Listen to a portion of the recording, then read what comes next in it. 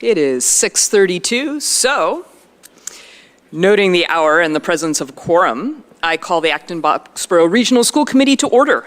Members of the public who wish to watch the meeting online may use ActonTV's YouTube channel, which is found at the top of the agenda.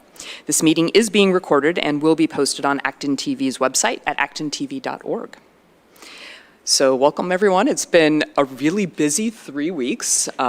Feels like it's been a while since we've all been together. School's well underway. We have presentations tonight from CPAC on district goal number 1. Yes, we're already talking about how things are going. We'll get to talk about AB Forward, and we'll take a look at our school committee goal and getting ready for the tri-board meeting. But first, we get to do some fun stuff, so we are going to recognize Julia Zhou and Daniel Tsai, who's not able to join us this evening, for receiving the Massachusetts Association of School Superintendents Certificate of Academic Excellence Award. Julia, come on up.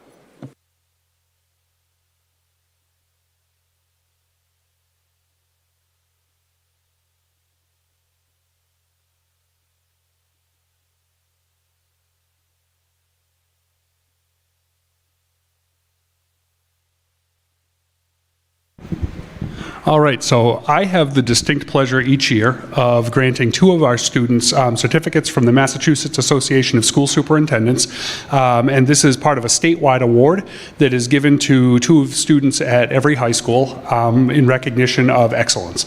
And so, we have 2 students chosen. One was Daniel Tsai and the other was Julia Zhou. And what I'd like to do, Daniel couldn't be with us tonight because he's competing on the math team, and so he has a prior engagement, but I'm going to read a little bit about Daniel first, and then Julia, we're going to get to you. So, Daniel, I just want to congratulate him on his outstanding high school career. As you can see, a hallmark that I think that Daniel has shown is he has lots of extra time. Daniel is the captain of the Science Olympiad team, president of Acton-Boxborough math competition, head of the problem writing committee, newsletter editor of Arcadia University Math Camp, director of public relations for youth ranked choice voting, Acton-Boxborough Music Talent Association publicity team, and AB Boys varsity tennis team manager. He's a humble and kind young man, and clearly is not very busy either. So obviously, congratulations to Daniel, and we will get him his certificate. And now on to you, Julia. And I want to thank your counselor for providing us all of the kind words. And according to your counselor, you are a true Renaissance woman, continually exhibiting insatiable curiosity and academic and extracurricular opportunities. Not because it's expected, but because of your innate curiosity deems it stimulating and necessary. Julia has been equally accomplished in STEM subjects as she has been in humanities. Her intellectual interests are wide and varied, and she seeks acceleration and depth every time.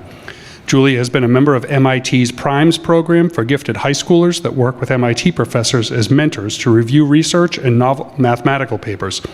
Julia is a fabulously gifted pianist who performed a solo with the Groton Hill Music School's Symphony Orchestra as the piano competition winner. She's also a gifted violinist and cherishes contributing to the strengths of AB's orchestra. Julia is skilled at coding in Java and Python and has taught it to younger kids through some volunteer work. She's also regularly contributing essays and poetry to Window Seat. And from your school counselor, feels that you are one of the most intellectually brilliant students that he has encountered in his career as a counselor at AB in over 20 years. As a human being, he believes that you are one of the humblest, kindest, most gracious, and empathetic young women as well. So that is a stunning combination. So Julia, congratulations on a well-deserved recognition, and we are pleased to give you this certificate.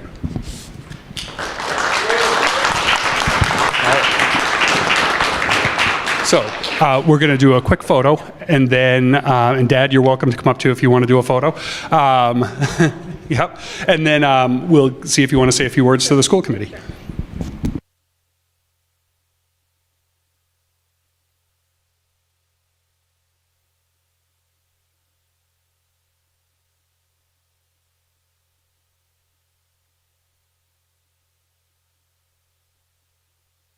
You have the microphone. Yeah, all right. Is this a good place to stand? Sure.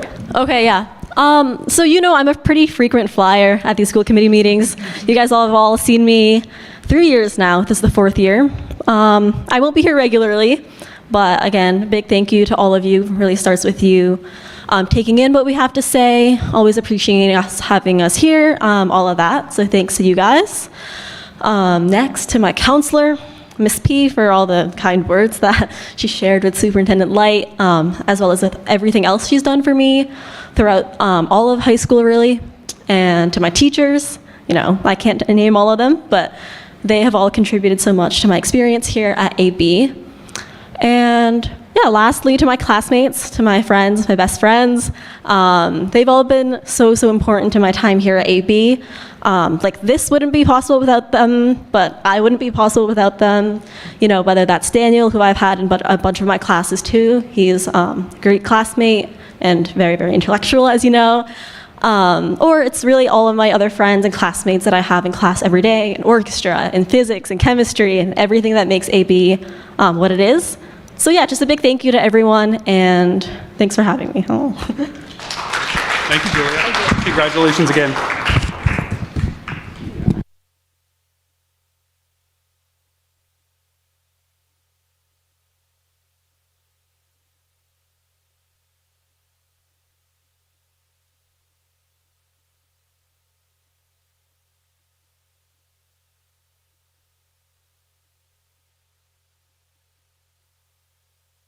All right, next we're going to welcome our student representatives to come up and share with us some of the things that are going on with current events at the high school. So that would be Tushar, Meena, and Diksha, Mhatre. Come on up, have a seat. Okay, looks like Tushar, you are on all by yourself today. That's okay, welcome, we're glad to have you. Hello. Hello everyone. My name is Tushar Meena, and I'm right now a junior at Acton-Boxborough Regional High School. And some of the things we are having at school is that, first thing is that on October 14th, this Tuesday, we are gonna have our community day. So the juniors like me are gonna take the PSAT. The 12th graders are gonna go for a college tour to UMass Dartmouth or UMass Amherst. The 10th graders right now will go to the Boston Fenway Park to have some fun and to enjoy. The 9th graders would be staying at the school, but the Teamworks community is coming to our school to have some fun and to have some excitement and stuff. Another thing I would like to talk about is that club fairs. So this time we had a lot of clubs like 2 weeks ago. And during our lunch period, a lot of students were going all around and were looking for the new clubs so they could meet new friends, they could experience new things, and they could sign up for it. So that's one of the best things we had for our club fairs. The next thing I would like to talk about is the student community. So this community has helped us reaching this far and helping us to build the community days and everything. So that's one of the best things we do at AB right here. That makes us one of the best schools, I believe. And last thing I would like to talk about is the homecoming. So this time our homecoming is gonna be on the 25th of October. Homecoming is one of the best things we do at AB every single year. And I believe that makes a lot of our students do enjoyment stuff and everything. And I believe that's one of the best things AB has done so far. So that's it for right now I have. Thank you. Thank you. Does anyone have any questions that you'd like to ask? Any comments?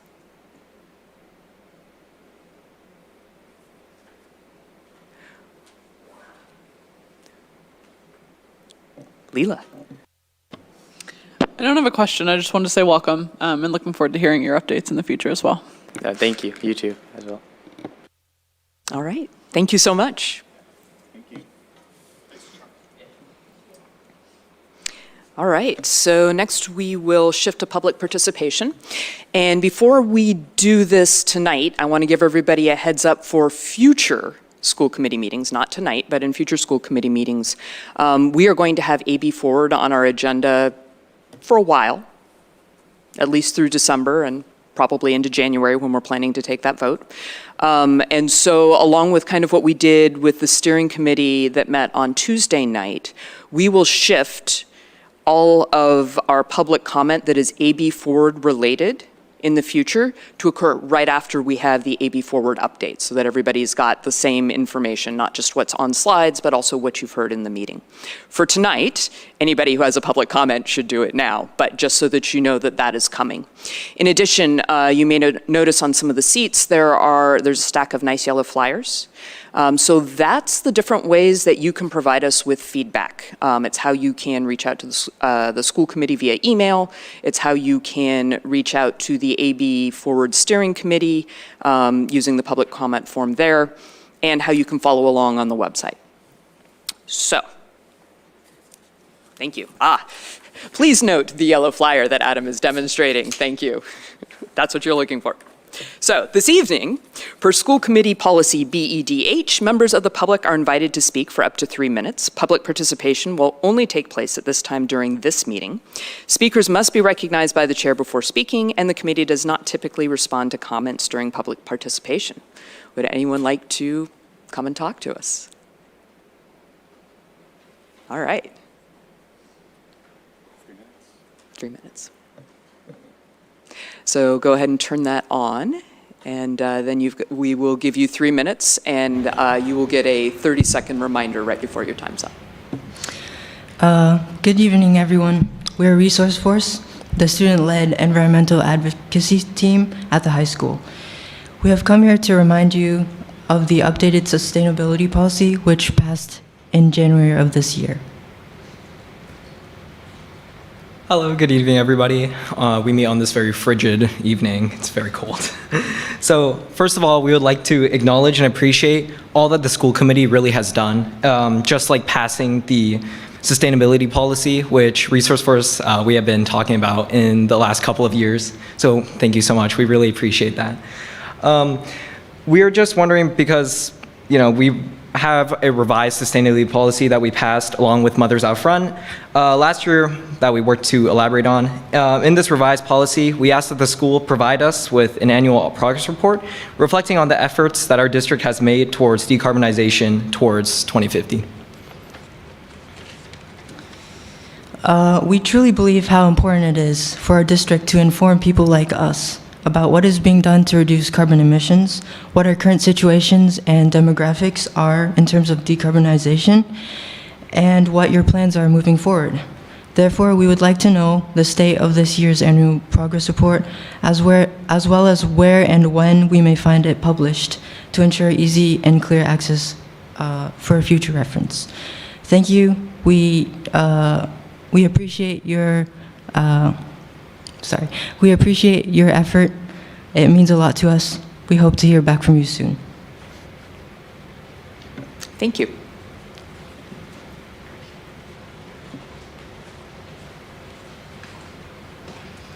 Good evening.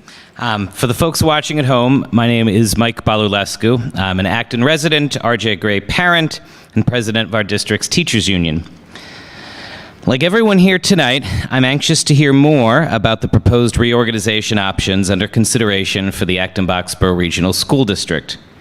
As a teacher, parent, and taxpayer, I'm as invested as anyone in what the future holds for our school community. I understand the financial constraints we're under, and I support the school committee's goal of finding a more sustainable path forward for now and the future. But as we begin a season of feedback, discussion, and debate, I don't want it to be lost on anyone here tonight or watching at home what a district reorganization really means: cutting staff for a 5th year in a row. I don't share this because I think there is an alternative. I don't share this because I'm unaware of the long-term benefits this process could yield. I share this because I want the community to be sensitive to the talented and selfless educators who will lose their jobs and have their lives turned upside down if the AB Forward initiative is successful. I anticipate the chatter here in this auditorium and on Facebook and on the soccer sidelines and in the aisles of Roach Brothers will be robust. I understand that families and community members will have strong opinions.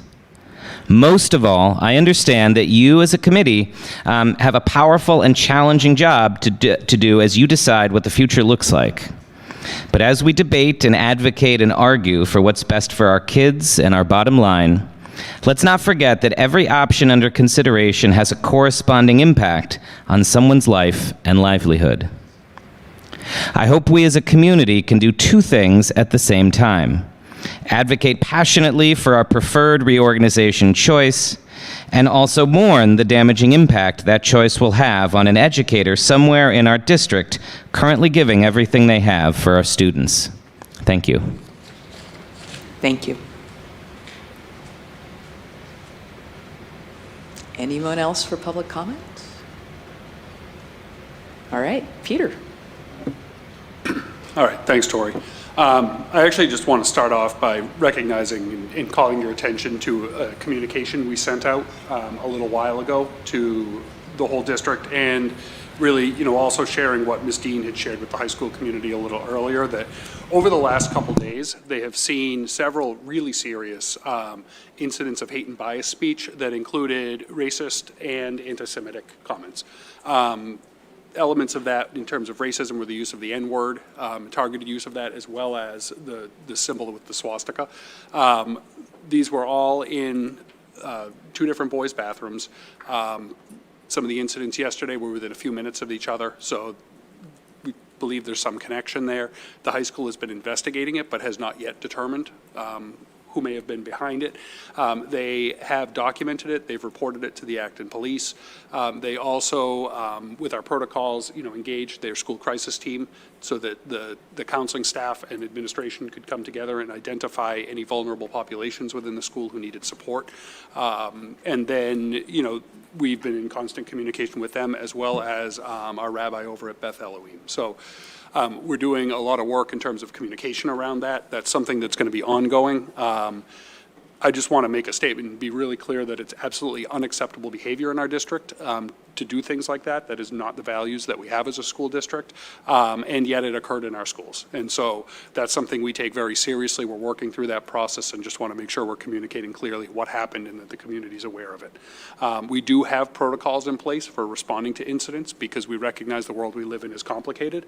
And so we sent that link out to families to make sure that everyone in the community knows what to expect from our schools as we work through incidents like these when they occur in our schools. So happy to answer any questions about that before we go on to other elements of the superintendent's update.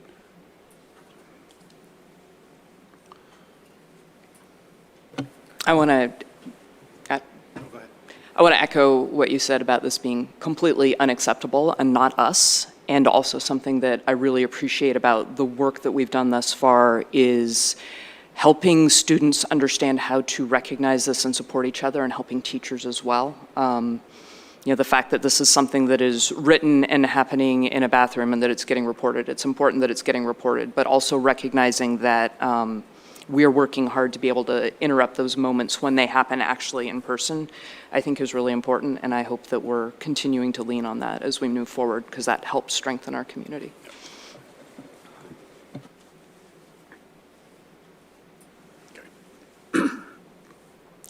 All right, in a very awkward pivot, I want to actually do a congratulations now because one of our newest additions to our high school staff, Gretchen Turner, was recently named the 2024-25 MIAA Girls Swim and Dive Coach of the Year. What an incredible honor early in a tenure. So we're incredibly fortunate to have her on our staff, both in the building and within athletics, and certainly wish her and her team great luck this year. I know we have a long agenda, so I'm just going to highlight a few things. Just to call the school committee's attention, based on all of our work on chronic absenteeism, over the last year, we did send out a notice to our families, just drawing their attention to school attendance. It's just a proactive communication with families, letting them know that, what to anticipate from us around communication as we go through the year in terms of student absences. So that was sent out. We are also in the process of now sending out information to families with the results of the MCAS assessments from last year. So those will be going home shortly to families, and they can anticipate those coming in their inboxes. It's also Principals Month. So, this is a month that we just get to celebrate some of our school principals. They have some of the hardest jobs in education that exist. And so what we've done is we try to feature them on social media. So this year, Last year, Mike Votto was an interim principal. He didn't get recognized, so he's getting recognized this year. He's a very shy person if you haven't met him, so I'm sure he'll struggle with this. But we also have 2 new assistant principals to us this year, Julie Babson and Jennifer Justo, and so we're going to feature them a little bit on social media as well, and certainly welcome them to our school district. And my last update for you, about a week ago, it feels like a month ago, but it was only about a week ago, the high school actually hosted 60 students from the Gaegashan Science High School in South Korea. I was actually able to attend the closing ceremonies for that, and it featured a student speaker, it featured a scholarship presentation. We were very grateful. They donated a $2,000 scholarship to one of our students, and a dance performance by some of their students. So I just want to thank all of our teachers and staff at the high school for hosting students in their classes. I got to talk to some of our students after, and every student I talked to said, is there a way we can do more of this stuff? I think it was a great opportunity for our students to get to interact with other students from around the world. It's something I certainly would support, seeing how we can continue to increase opportunities like that. So thanks to everyone, including the Korean language club that we have at the high school and our jazz combo, because they performed some music for them as they exited. Thank you, Peter. Any questions, comments for Peter? All right. In that case, we would like to invite up Abe Gutierrez, Amanda Bailey, and Kristin O'Neill to give our CPAC presentation. Or perhaps just Amanda and Kristin.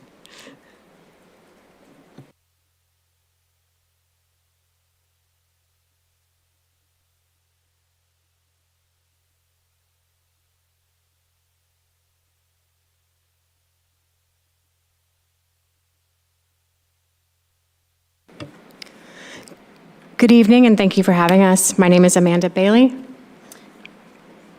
First time using a mic. Thank you so much. I'm Kristin O'Neill. We're here representing the Acton-Boxborough Special Education Parent Advisory Council. Our third co-chair, Abraham Gutierrez, was unable to join us this evening. Fortunately, he sends his regrets. For those unfamiliar, the Special Education Parent Advisory Council duties under state law include advising the district on matters pertaining to the education and safety of students with disabilities and meeting with school officials to participate in the planning, development, and evaluation of the school district's special education programs. While voting membership in the CPAC is held for parents and guardians of students with disabilities in Acton-Boxborough, general membership is open to all interested parties, so welcome to all of you. We thank also and recognize our school committee liaisons this year, Glenn, Lisa, and Vikram, and for their curiosity in showing up and learning more about our families. And Kristin's going to share some of our priorities for 2025-2026. Thank you, Amanda. Again, thank you for the opportunity to let us share CPAC's priorities for the next academic year. They include relationship building, improving outreach and engagement, workshops and parent and caregiver education opportunities, community building, a long-form survey that Amanda will talk more about, engaging in the district strategic planning and reorganization practice, which all of you are well aware.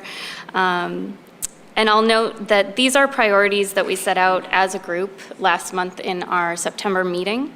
And we leave room for whatever may come up over the course of the year so that we can pivot and address those needs as appropriate. We really value the consistent collaboration with the district and look forward to building upon that this year. We've met with the Special Education Administration and all coordinators to share purpose and common ground. We also hold monthly meetings with Special Education Administration, and Amanda will talk more about that. So the meetings are between the CPAC co-chairs, the administration for information sharing purposes, and then we bring back issues for discussion and decision-making to the full group during our public business meetings. We really deeply value having our administrators present during those public meetings because that fosters trust in both directions. As part of relationship building this year, along with all of our new admins, we're going to be engaging ongoing with the school committee, all of you, subcommittees, district working groups, and initiatives as appropriate. We want to note that this is always alongside others. Rarely is there only one parent or guardian of a child with a disability in the room on a committee. For example, AB Forward, I think the majority of the parents have experience raising a child with a disability or in special education, different programs. Our role is unique because we have the honor of representing all the kids 3 to 22 with all disability types and bringing that lens to the work. But to do so requires obtaining information from all the families that we represent in a variety of ways, and Kristin's going to talk some more about that next. So one of our goals is working on a communication plan. This is something that you all are very familiar with, the process of engaging the community in meaningful ways.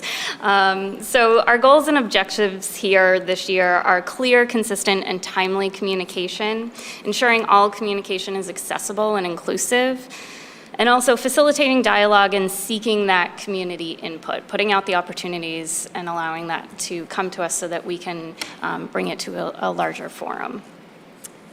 We took a look at our existing resources. Those include our website, our newsletter, Facebook, a group email chain, surveys, feedback forms, workshop participation. We also have many other opportunities that we've identified that we will be looking into and implementing over the next year.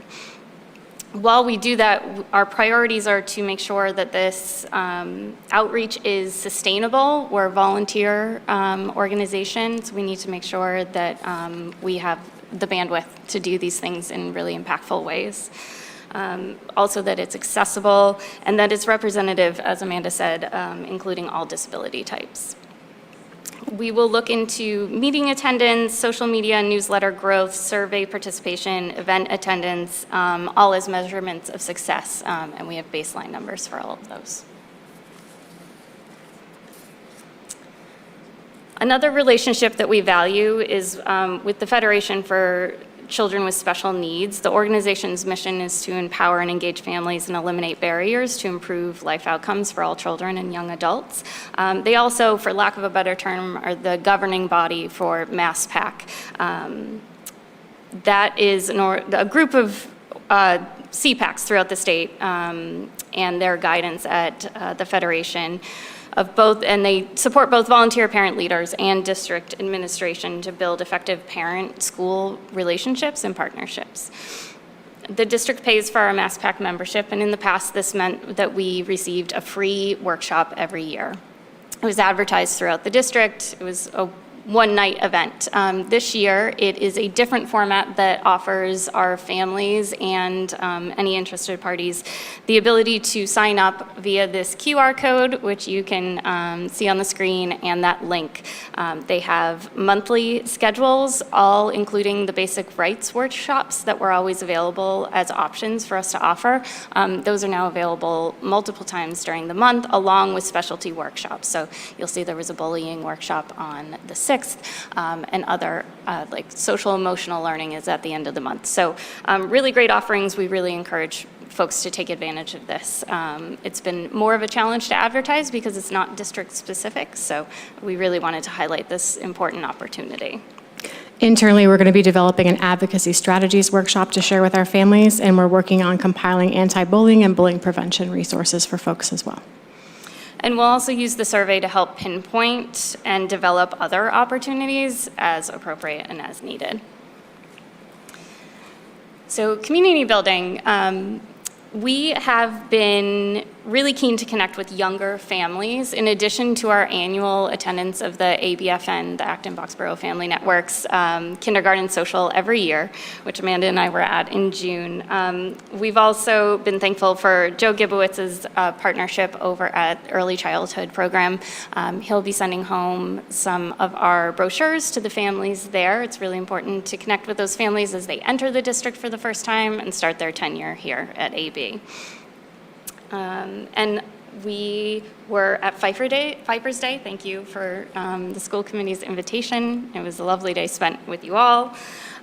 Where we found the most impact is at specific school orientations and open houses. That's where we're seeing our communities and reaching them in the most effective way possible. I have been at, so far, all of the open house nights. I have to miss next week because of Boxborough Town Meeting, but Amanda will be taking that over. It's been really great to connect with a lot of our families and our educators across the district. This fall, we've also started bi-weekly support hours. We've called them office hours in our communications. Those have been held. Thank you to the Boxborough Sargent Memorial Library and Director Payshawn Bartley for their hosting of us. So far, those office hours have been an opportunity for peer connection and support. They have been during the day, because that is when we've had availability as we do our open houses, but we just announced an evening hour, and we'll see how attendance goes and see if we can offer those varied times. We want to make sure that there are multiple ways that people can connect outside of our regularly scheduled monthly meetings. This year, we are also really excited to partner again with the Friends of ABCPAC. It's a 501c3 organization that raises funds to support ABCPAC. And a huge thanks to Jamie Bermudez, Amanda Toby, who's here tonight, Lynette Castle, and Erica, how do you say her name? Bruzies. Thank you.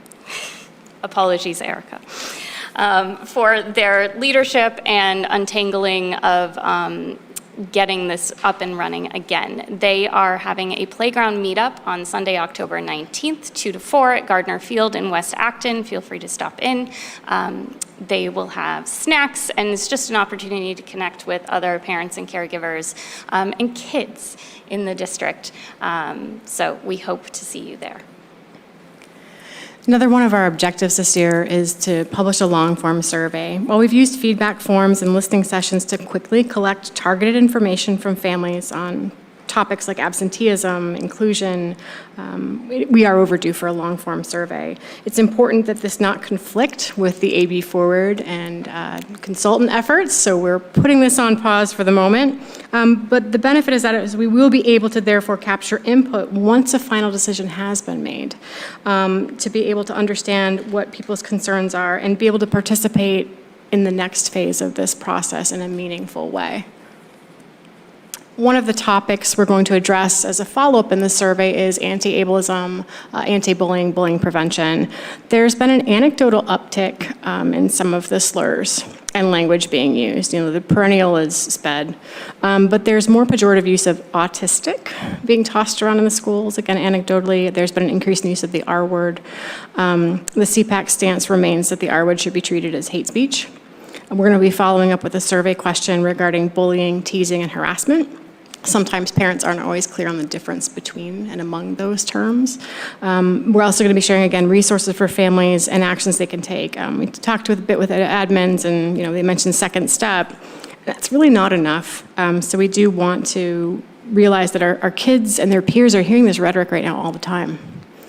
And how do we do this in a meaningful wraparound way? How do we leverage IEPs and the anti-bullying language within IEPs to help? How do we use the district resources, et cetera? We're also going to be addressing inclusion as a follow-up to our recommendations that were published last year and shared with you in the spring. We'll be asking about student and parent participation in the IEP process, the sense of inclusive school communities, stuff like that. And our primary focus right now has been engagement with AB Forward. And we want folks to understand that families of kids with disabilities are facing unprecedented threats right now. That our families with kids in specialized programs who may have the highest needs or among the highest needs are under considerable stress. We talked a bit in the spring at the mic about what that can look like in the classroom when kids are dysregulated. You heard from educators who talked about what that can look like and how heartbreaking it is for everyone. And it's a hard process and a necessary process to secure the resources to make this better. But this process is also shaking the foundation these families rely on day to day for their kids and for their families, and that results in a lot of fear. We do share our deep appreciation for being included as a stakeholder among so many others. We do see our current role, in addition to participation, as helping capture feedback from students and families via all the available channels that will be discussed further this evening. We will also be holding a listening session for CPAC families on October 18th, that's Saturday, from 9 to 10 a.m. 10:30 online, and we'll be discussing it again on 10/22 at our CPAC meeting in the evening in person at RJ Gray. So we're providing opportunities again to hear directly from folks and encouraging them simultaneously to contact AB Forward and the school committee directly. Again, once a decision is made, we'll be able to shift into gathering input, and we've already established an understanding with the coordinators that we have to work together to make this happen, that it's going to take communication and collaboration for this to be successful. So here you'll see our meeting dates. Amanda just reminded you of our next meeting, which is in person at RJ Gray Library on the 22nd. All meetings begin at 7 p.m. We do an alternating schedule of in-person and via Zoom to try to capture as many folks as possible and have as much meaningful conversation as possible. We encourage, thank you, Adam, for your suggestion. For your suggestion of reminding people to put these meetings on their calendars when they come out. We decide our meeting schedule prior to the start of the school year and start advertising then. So it's a good organizational tool to put them all in right away. And our sincere thanks to Director of Special Education Natalia Carroll, Assistant Director Dan Mazur, and yourselves for your ongoing collaboration and support. We welcome any questions that you have. Thank you. All right. Lisa?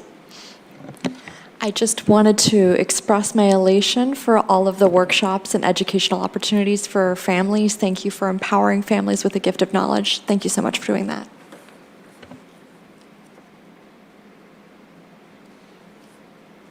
Glenn? Hi, and echo everything Lisa said. What is the distinction between bullying, teasing, and harassment?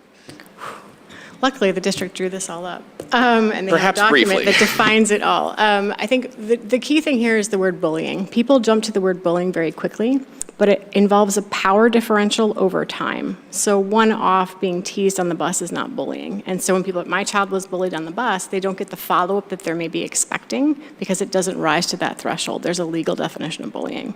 And the district has a set of procedures that spell out all those different terms as well as policies. For some students in certain disability categories that are socially vulnerable, like autistic students, there are additional provisions that have to be addressed and considerations that have to be addressed in the IEP. But bullying, in a nutshell, and please correct me, any educator in the room, it's power differential over a span of time.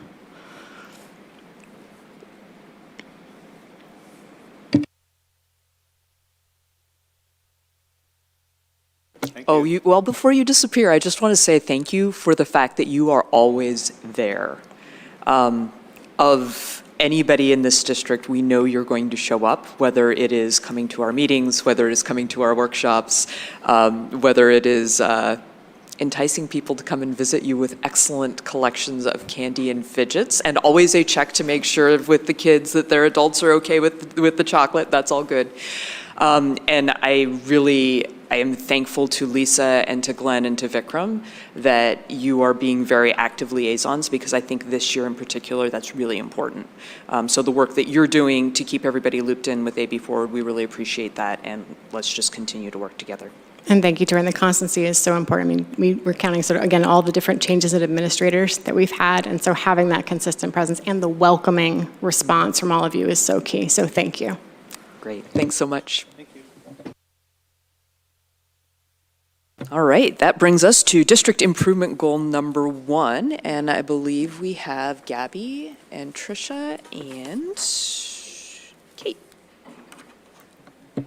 Yeah, while they're getting set up, just a bit of an introduction. If you recall this year in our district goals for the year, one of the things we wanted to do was recognize that we want cohesion across the district in the work we're doing, and that was that focus on Tier 1 instruction. But we also wanted to recognize kind of the uniqueness of each school, and that each school takes a slightly different path toward that. And so we're structuring some of our goals updates to you so that you hear not only the district perspective, but also kind of school-based perspectives on what this focus on instruction looks like for us. And so we're really pleased to be able to have Gabby presenting to you, along with Trisha O'Reilly, the principal at Conant, and one of our absolutely extraordinary teachers over at Merriam, Kate Shiebler. So thank you, Kate, for joining us. I'm sure you were like, oh, please me, pick me. Actually, she was. I actually was. I'm really excited about this. Awesome. Yeah, awesome. But thank you for coming. Yeah, good evening, everyone. What an honor it is to sit next to these educators who are inspiring to me and who have so much to share as part of this conversation tonight. And anytime we have an opportunity to kind of remove ourselves from a lot of things that feel so outside of the bounds of teaching and learning and kind of get into the space where that brings us the greatest joy, which is to talk about our practice, our pedagogy, and our kiddos, like we just want to celebrate that. So as Peter highlighted, we have focused our primary goal for the district improvement plan on strengthening high quality tier 1 instruction for all students, including multilingual learners and students with disabilities. And as a leadership team, we identified 4 different strategies or pathways through which to navigate that journey and through that goal. And tonight we're going to be focusing on the first strategy, which is ensuring consistent implementation of high-quality instructional materials that embody universal design principles, support social and emotional learning, culturally sustaining pedagogy, differentiation, and high-leverage instructional practices. There's a lot of educational language in there that we really feel honored to share. I wanted to remind you of the 4 strategies that we selected that are part of our district improvement plan and just highlight that we'll be talking about strategy 1, as I mentioned, and subsequent presentations over the next 3 months will give you insights into the work that is happening or some of the work that is happening in the additional strategies. And then at the end of the year, you'll be able to hear how we progressed with our plans and our work. So as I mentioned, we're going to be focusing on that first strategy, and I wanted to give you a little bit of background around what does the term mean, high quality instructional materials, and what has been our history of investment and dedicated effort with high quality instructional materials. And then we're going to zoom into grade 6 and talk about investigating history, which is a curriculum resource that we have adopted as part of our student learning experience. And that's where Kate is going to step in because she is the person to talk about investigating history in grade 6. So just a little bit of background information. So high quality instructional materials, we've talked about this a little bit before, and I wanted to just kind of emphasize some of the messaging that I've shared previously. There are a few links to some research articles that are associated here, but they're defined as standards aligned, research-based, and coherent to positively impact student learning. They combine EdReports, which is an agency that evaluates and vets curriculum materials, look at those curriculum materials from the lens of standards alignment, usability for teachers, and coherence across grade levels. So it's not just a one-year curricular experience for students, but there's a through line of understanding from one grade level to the next if it's a multi-grade level curriculum resource like Investigating History is or like EL Education. And then just a quote that access to HQIM is strongly correlated with improvements in student outcomes, particularly when paired with professional learning. We monitor implementation of our high quality instructional materials with pacing guides that we've developed across the district so that we understand when and where educators are facilitating the learning for students and see through our classrooms and walkthroughs, our classroom visits and walkthroughs, as well as surveys to monitor implementation, how things are going. In Acton-Boxborough Regional School District, we have adopted high-quality instructional materials in several areas. As you're aware, we have a program or a resource called Illustrative Mathematics in kindergarten through grade 8. Our EL education literacy curriculum is on grades K through 6. Recently, we adopted Second Step, which is a K through 12 social and emotional learning resource. And many AP courses are actually considered to be high quality instructional materials because they're designed with a research base and with hundreds of educators contributing to their content. So I'm going to turn it over to Kate at this point, who's going to talk to you a little bit about investigating history. So I am excited to talk about this, and I will be honest, if you asked me a year and a half ago if I would be an enthusiastic advocate of a new curriculum, I wouldn't have believed it. So we have been, this is our second year using this program. So what is Investigating History? It's free, open source, comprehensive curriculum. It's grades 3 through 7. It was developed by DESE in partnership with a lot of different organizations, including Primary Source, which a lot of us teachers really value and have done some great PL with. Teachers were involved, experts on the topics were involved. They had this tagline that the goal was to create the curriculum that teachers would create for themselves if they had unlimited time. When I saw that, it rubbed me the wrong way because I kind of felt like, well, how do you know? And honestly, I do feel that way, specifically for this curriculum. Before I was in teaching, my background was in archaeology and anthropology, and I was kind of feeling like, is this really going to be as good as what I've spent 10 years creating and honing? And honestly, it really is. So last year was the second year of public release, and I believe there was a number of us across grade levels who are piloting it and who are now teaching it this year. So there's Different structures set up for investigating history. So the vision is that students work together to answer questions looking at a variety of texts from different sources, different perspectives, collaborating with peers. That's a big part of it, that it feels like a great balance of work they do on their own and then they come together to discuss, drives them towards deeper and more complete understanding of past and present, empowers them to help shape their community's future. Teachers position students as active participants in an inquiry process. It's very inquiry-based and it's woven through the full curriculum, sparks their interest and curiosity. It does a great job of that, centers on students and their thinking in this really deep discussion, and supports all students in accessing these texts that at times can be challenging, and gives tasks that develop their disciplinary skills. And then the instructional principles, inquiry and investigation are a huge part of this. So this is not a curriculum where we're saying, here you go, here's the knowledge. It's really empowering them to access it themselves, develop those critical thinking skills. It's focused on current events and civics.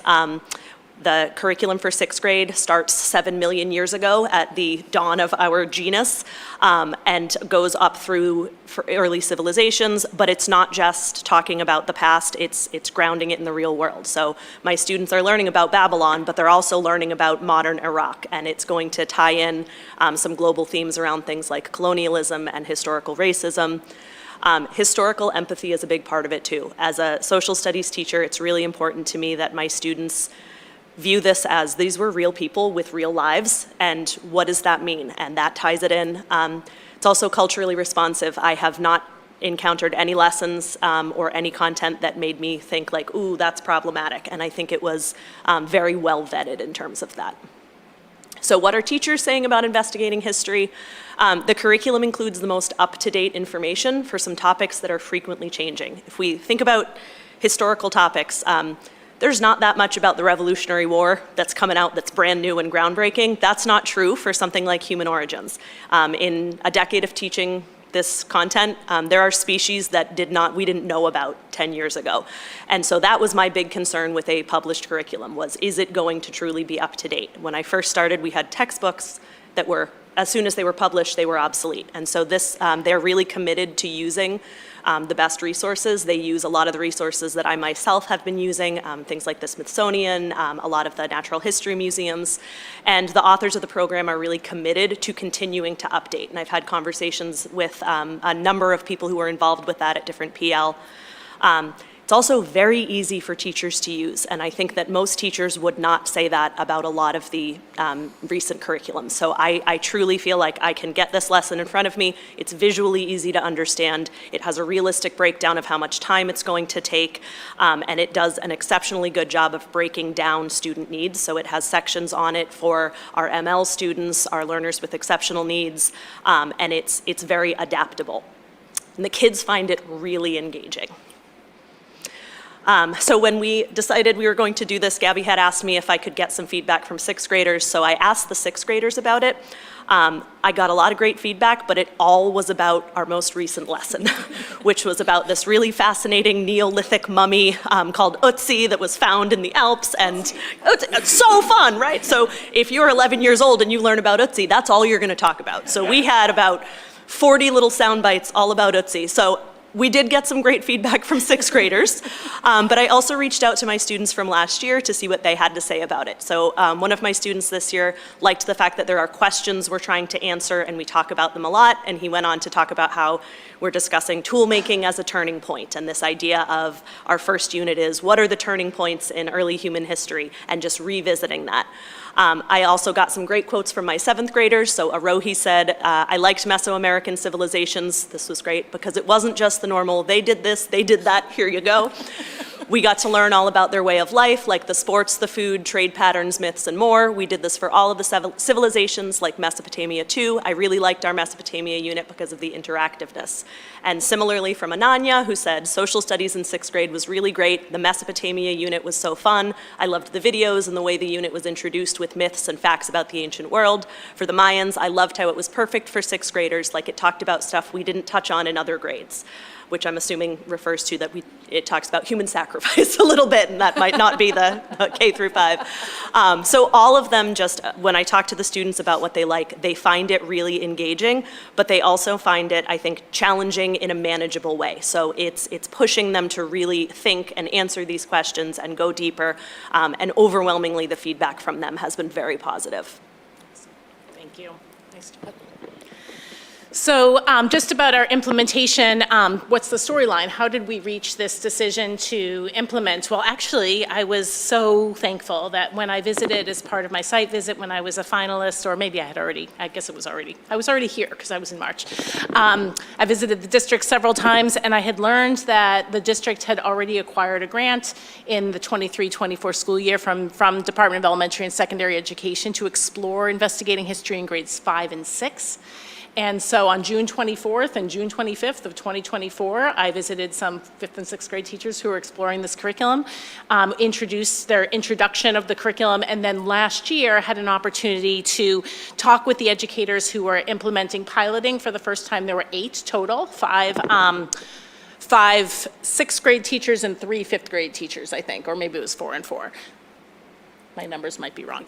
5 and 3, yes, I had it right the first time. So we visited them, we tapped kind of their feedback and their interest, and Kate's enthusiasm was not only contagious for peers who weren't implementing, but the whole group. Every time I would go sit with them, they just couldn't say enough about how appreciative they were for a resource that they really believed was solid and supportive of what they wanted to see in social studies history learning for their kiddos.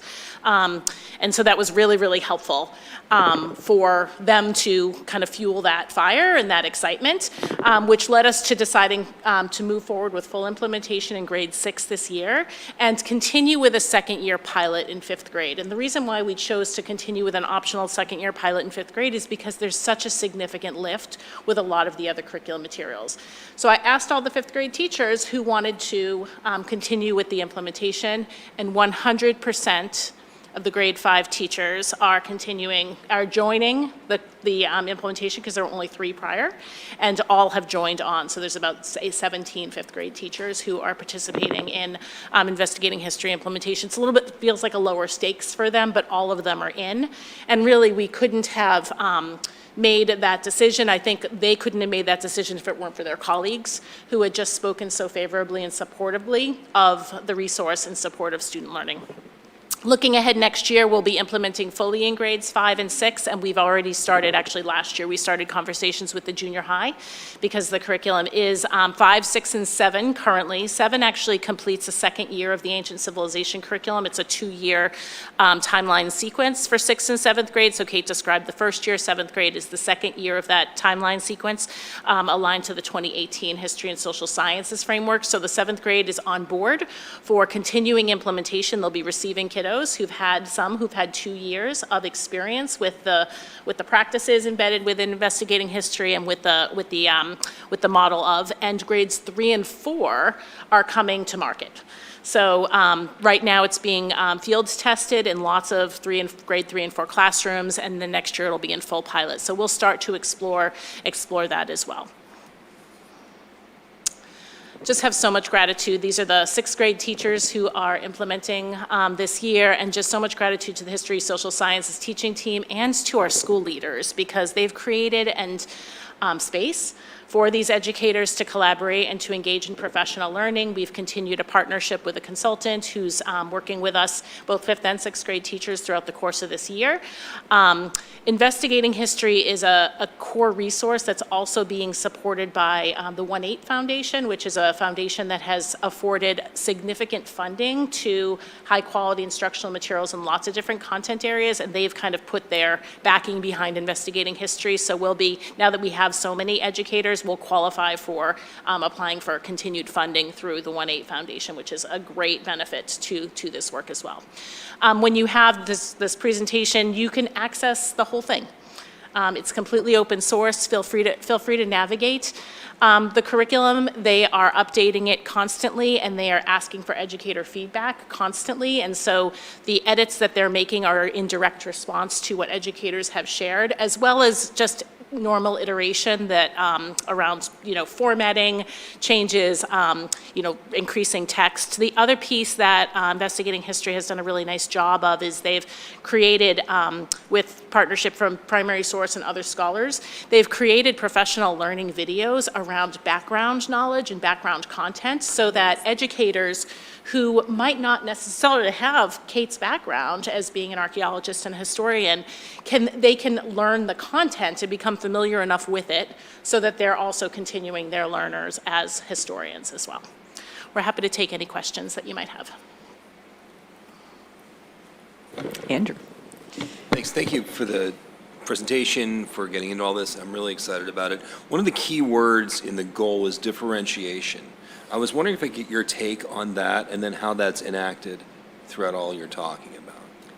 Yeah, so what I really love about this program is it's not a script to follow. It's resources and a plan that you can adjust. So even with the 3 classes in front of me during the day, when I'm planning a lesson, I might be thinking, you know what, this group has a higher percentage of kids who are going to need maybe some one-on-one support for this. So rather than having it be 5 independent small groups, maybe I'm going to break it down into smaller groups and thinking about things like group size.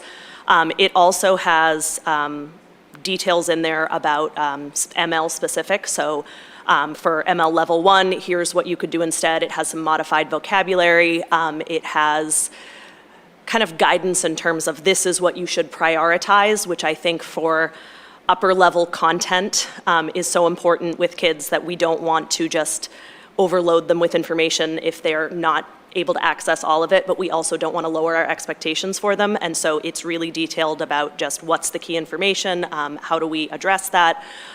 They're also in some of the resources that they use, which are from, it's the Big History Project. I can't remember who the publisher is, but they often have multi-leveled text. So here's the text that you're giving for students, but here it is at a lower level, Lexile level. So it still has all the content information, but it's going to maybe define the tier 2 words or go into more detail on some descriptions. So I think a lot of the legwork that we as teachers do around differentiation, this is either done for us or helped for us to do. But I think the biggest thing is just that it's not lockstep, you have to follow it, and so it's really easy for me to adjust based on the needs of the kids in front of me, including in the moment. Like if I just see this group needs a little more help with it, I can adjust easily.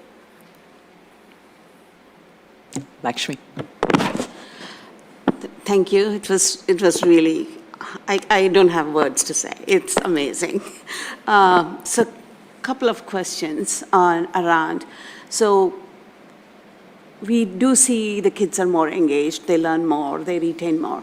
So do you have any numbers in terms of what we usually have in classroom, very passive learning, throw the content at them, and by the time, a few years later, they remember nothing. I can tell from myself, right? So do you have a comparison of this mode of learning to a practice, to the regular practice? What are the advantages we have?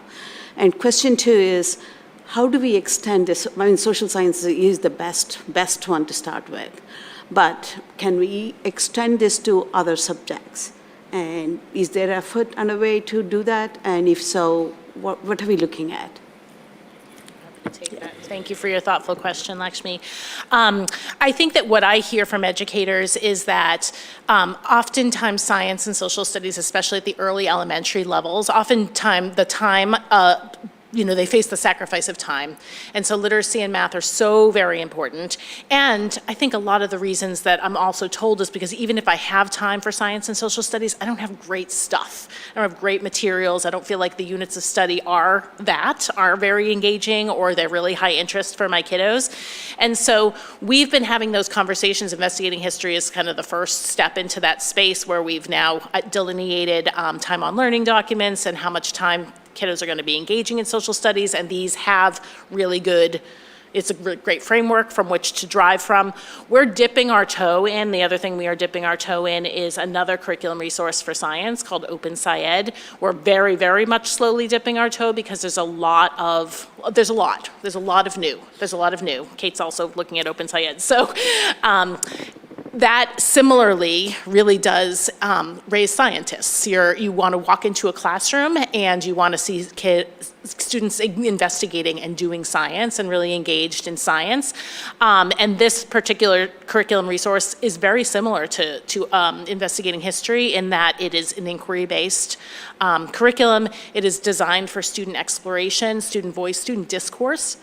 And so those two curriculum resources, I believe, are moving us in the right direction. It's just slow because to really, really honor I think the heartbeat of these curriculum resources, it just takes time because it's not what we've experienced in the past. It's not what educators have felt they haven't had these kinds of materials before, and so they've wanted them, and now that they want to explore them, we have to build them up to be able to facilitate them beautifully, and I think that's just going to take time, but I do think we're moving in the right direction. Leela? Yeah, thank you for being here and talking about some of this. I was digging into some of the inquiry maps and really appreciated what Kate was highlighting, kind of around questions that elicit some empathy and not just kind of like, this happened. I guess that's what the students are saying also. And then connecting it directly to kind of the through lines in today's experience in the world. And there's no question here. I just wanted to appreciate learning more about this example kind of in the context of a district goal. And then being able to see kind of the direct through lines to the vision of the graduate work. And so just, yeah, wanting to name that it speaks to the way that you presented some of the information, but also that the way that educators are kind of stretching and shifting and using new tools to really do this work already in a way that engages our students. So thank you for that. Thank you. Yenshin. Thank you very much for the presentation. I took a quick look of the teacher's guide, and I find it very interesting because I went to school in another continent, some like 30 years ago, and it's the same cave paint. My question is, given this is a relatively new curriculum, what is the realistically like the prep time that the teachers will need to prepare each unit? Especially, I assume like if you're a more veteran teacher, it's probably less. But for new teachers coming into the district, or it's a new curriculum given to them, like what's the prep look like? One reason that it's harder for me to answer that as sixth grade is this is my only subject, so I can devote a much larger chunk of time to it than my colleagues who are doing this and math and literacy. Comparing to, I think, prior to this, when I've taught third, fourth, fifth, and sixth over the years, back when we did use other curriculums, often it felt kind of piecemeal. So this was the lesson, but you had to find the textbook and where was the copies and what were the resources. I think what's great about this is it's all digital, so I can open a folder that has the slides that I need that are prepared, and I don't tend to modify the slides. I like the way they are. I think they're not too visually busy, so my students can access them. The videos are linked, things like that. I can open another one that just immediately make 75 copies. So I think some of the busy work around that of finding the resources, making the resources, that's taken care of. And Gabby spoke to that, the background brief videos, that's huge. So being able to say, okay, this unit is about this topic, how do I get that knowledge? So for me, some of these units, I had a lot of background knowledge on. Unit 3 was Sub-Saharan Africa. I did not do any background with that. So that was something that for me, I really wanted to explore those resources. They have the videos, but they also will say, here's a podcast that has information on this. Here's further reading. So you can really go as in-depth, but it's right there at your fingertips. And again, the differentiation piece, that was big. Just, I think with other curriculums, it was, here's the plan. Now I then had to say, how will I differentiate for this group, for this group, for this group? And this is much more built in. Obviously, there's still a lot of legwork that teachers need to do around that. But it does a really good job of setting that up for us. Adam? Thank you. So earlier today, Lisa and I went to the Mass Municipal Association's Fiscal Summit, and we had a superintendent there who was speaking about sort of the finances of the district, of the schools and how it was affecting towns. And he brought forward this concept of the high quality instructional materials as both an amazing benefit, but a sort of a paradigm change in how districts are budgeting. And so, you kind of mentioned it in a couple places. We used to buy a textbook and it would last 10 years and we'd keep it for 15 or whatever, and that was a capital expense. And the high-quality instructional materials are all online. They're updated regularly, but they also tend to get billed to us as a subscription. So I will first say, when you said free and open source, you totally had me. But I think it's something that we need to consider and probably continue to communicate out to the community that we're not going to buy a one-time curriculum resource and it's going to be good for a number of years. We're going to have to subscribe to a high-quality resource that is regularly updated and provides, as Kay's shared, just a wealth of additional resources and differentiation and all of that support that our students need so that we can really make sure that everyone is seeing some improvement. So again, no question here, but really that thing that sort of ticked off in my head today was there's a paradigm shift in how we're preparing the materials, but there's also, as we think about the financial implication and how we're budgeting for that, I can't take money out of excess and deficiency one-time funds to pay for curriculum materials anymore. We have to think about how we roll that into the annual budget every year. Just one comment on that, if I may. This is very unusual. So DESE is not typically in the business of curriculum development, right? This was a little bit of an innovative, outside-the-box idea. I mean, I've actually presented with the former head of the Social Studies Department for DESE on investigating history because I have experience prior to Acton-Boxborough with its first initiated implementation. And it's quite unusual for a state Department of Education to move this work forward in service to, but I think it's really a smart, innovative way to think about state education industry really expanding to that because of all the things that you mentioned. Many, OpenScience is also an open source curriculum, but we did, the teachers all wanted their teacher materials printed. They wanted a copy of all it's much less cost than having every single workbook and things that like EL education is pretty costly. Illustrative math is very costly. And you're right, the subscription costs evolve over time. But we are fortunate, we are always looking for efficiencies and ways to adopt curriculum that is going to be sustainable because the fact that this is updated on the spot and it's so easily accessible, that's definitely a priority and we are mindful of fiscal responsibility all the time. Lisa? I just wanted to say thank you. This is so phenomenal. It almost made me emotional. And I could feel all of the emotion coming from the three of you and how excited you are. And I just want to thank everyone who worked so hard in launching this and took all of the time, the blood, sweat, and tears. I can feel it and I can see how much thought was put into it. And I'm so excited for all of the students to get to experience this history in a new way and to really feel like they're interacting with the past and tying it into the present and really just getting to connect with the material and the people.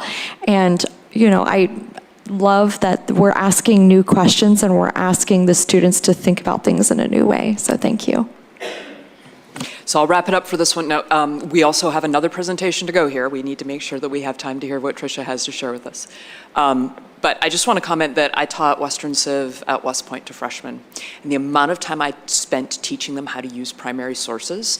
And so, of course, when I saw this link, thank you for putting it in there. You know that I spent some time looking at it, and I was as wowed as I hear you expressing. But to tie this back to Leela's comment about vision of a graduate, to be starting this in elementary school, that's amazing.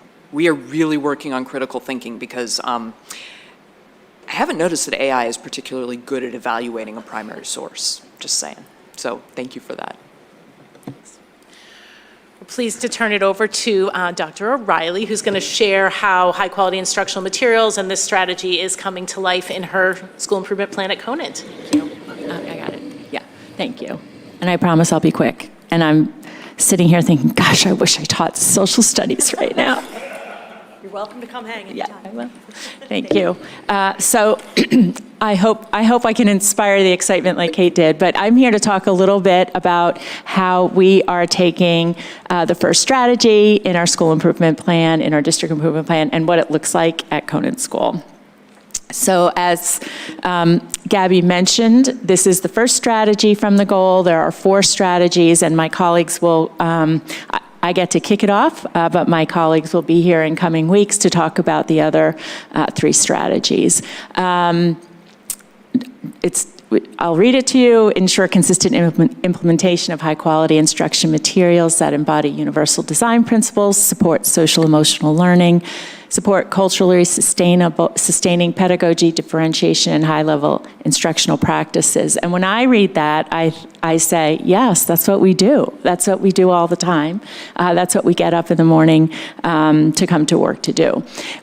The reason why we're focusing on it this year, and the reason why I'm excited to do that at Conant School, is because we really have put a lot of energy in the last few years into Tier 2 and Tier 3 focus.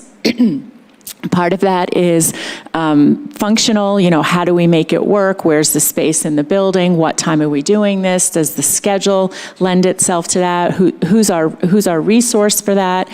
Certainly we're talking about materials. At Conant School, we worked very hard 2 years ago to really come up with a protocol for our data team meetings that allowed as many people as possible to be in the room because they all had something to contribute, but to use that time efficiently because there's not that much time in the day to be able to really review the math and the literacy achievement of every single student in the building, which is what a data team meeting is. So, and we feel like we're in a really good place, certainly with the protocols. We have embraced Forefront over the last couple of years. Now everybody is using it, so we have a place to keep all our data, to analyze our data. We also last year, in terms of Tier 2, because we had our Tier 1 instruction for Second Step implemented for SEL, we started to play around with what does it look like to have data team meetings for social emotional learning, and what do those groups look like, and what are the resources, and what other protocols are involved in that. We continue to do that, so we're continuing to work on Tier 2 and Tier 3. We worked on the walk to learn model during Flex. From kindergartners through 6th graders, they can do it, and they do it. So we have, and we implemented the professional learning communities last year in Conant, where we're able to meet as a grade level team once a week, as a grade level team and as anybody else who connects with that grade level, whether it's a guidance or counselor, school counselor, or special educator, or English language development teacher.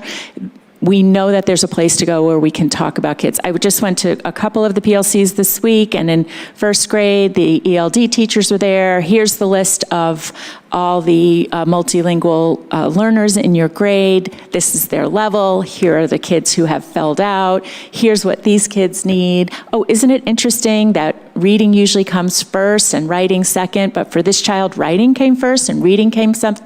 Is that something we need to look at? Is that just interesting? And so all of those conversations can happen during PLCs. So I also had to explain this to the staff last week because, I said to them, yeah, we're going to focus on Tier 1. And you're all probably looking at me saying, what do you mean we're focusing on Tier 1? But we did do so much work on Tier 2 and Tier 3 that it's a luxury, really, to be able to go back and say, is our foundational component of MTSS as strong as it can be? Because, of course, the stronger Tier 1 is, hopefully, expectantly, the lesser need there will be for Tier 2 and Tier 3. So this year at Conant, there are really 3 parts of this that we want to focus on, and one is, and the biggest one really, is the targeted use of our instructional coaches. Also, we're looking at district-wide, we have looked at reassigning our district-wide professional learning time, which typically happened on a Wednesday, and happened where the entire district came together. Lots of benefits in having the whole 5th grade together, lots of benefits having the whole kindergarten together. Takes a lot of time to get there, to get settled, to organize, but also once you've started to implement curriculum, people are not in the exact same place. So it can be really tricky to meet specific needs of grade level teams or even classroom teachers when you're one of 15 or one of 18. So we're reassigning the district-wide professional learning time. And then the third thing we're really trying to focus on, which is what I hear all the time, not only from teachers, but from teachers particularly, is we just need more time. So we're looking at everything that way as well. So in terms of the targeted use for instructional coaches, as I mentioned, we do have our PLCs, our professional learning community times, and our coaches are, they sort of sign themselves up throughout the year to meet with teachers at specific times in the units or in the curriculum. They know that something's coming up and this will be a good time to meet with the grade level team. So we're using our PLCs that way, but we also have sort of an internal school-wide goal, and I have challenged the teachers, and they're actually excited about it, at least that's what they're telling me, that every single certified staff member in our school will work with an instructional coach at least 3 times this year. And they can work with them individually, they can work with them as a team. The professional learning that they experience together could be observing a lesson, could be demonstrating a lesson, could be studying a specific student, could be observing a colleague. Last year we started to dabble in visiting other classrooms, teachers observing themselves, which might sound very easy, but it's actually quite a complicated thing to do in the middle of the school day. And there was a lot of excitement around that. I had to sort of convince the coaches that this is possible, because they're like, whoa, that's a lot of people. But they are already, the classroom teachers are already, and the specialists are already thinking of really exciting things. When that meeting was over, I had a reading teacher come up to me and say, so I would love to go into a session that a speech and language teacher has with a student who I share, because I don't know how much of what they're doing in speech and language is impacting what I'm trying to do as a Tier 3 teacher in teaching this child reading. And I looked at her and I was like, I could hug you. This is exactly the kind of thing that we're looking to do, because this is Tier 1. This is taking a look at your Tier 1 practice and getting very individualized professional learning. And that's what our coaches are when used in the best possible way, in my opinion, is they offer individualized, targeted professional learning. So for a first-year teacher or a teacher who's been there for 25 years, they can name what it is that they would like to look at or what they'd like to study, and they're able to do that. I'm very excited about this, if you can't tell.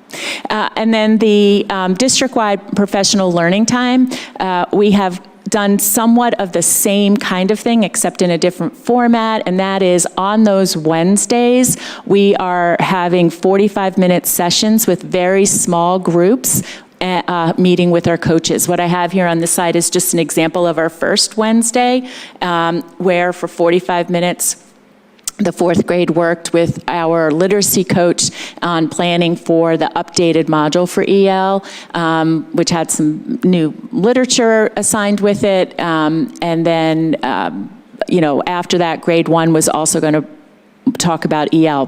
The same time, simultaneously, we have our STEAM coach who's talking about a structured numeracy sort of a program, if you will, that she's been working with grade 2 about, and grade 6 wanted to talk about the upcoming unit in math. So there's a lot of very specific things going on, and teachers are able to name, this is what I want to work on in this time, and here are the people who are going to help me. And then the last component of this is just good old-fashioned time. One of the things that was super helpful was the teaching and learning team worked on a time and learning document last year that really gave us very reasonable but very solid understanding of how many minutes we really should be spending on each thing during this school day. And so when I went to build the schedule this summer, that was what I used, and it was very helpful in making decisions, because not everything fits.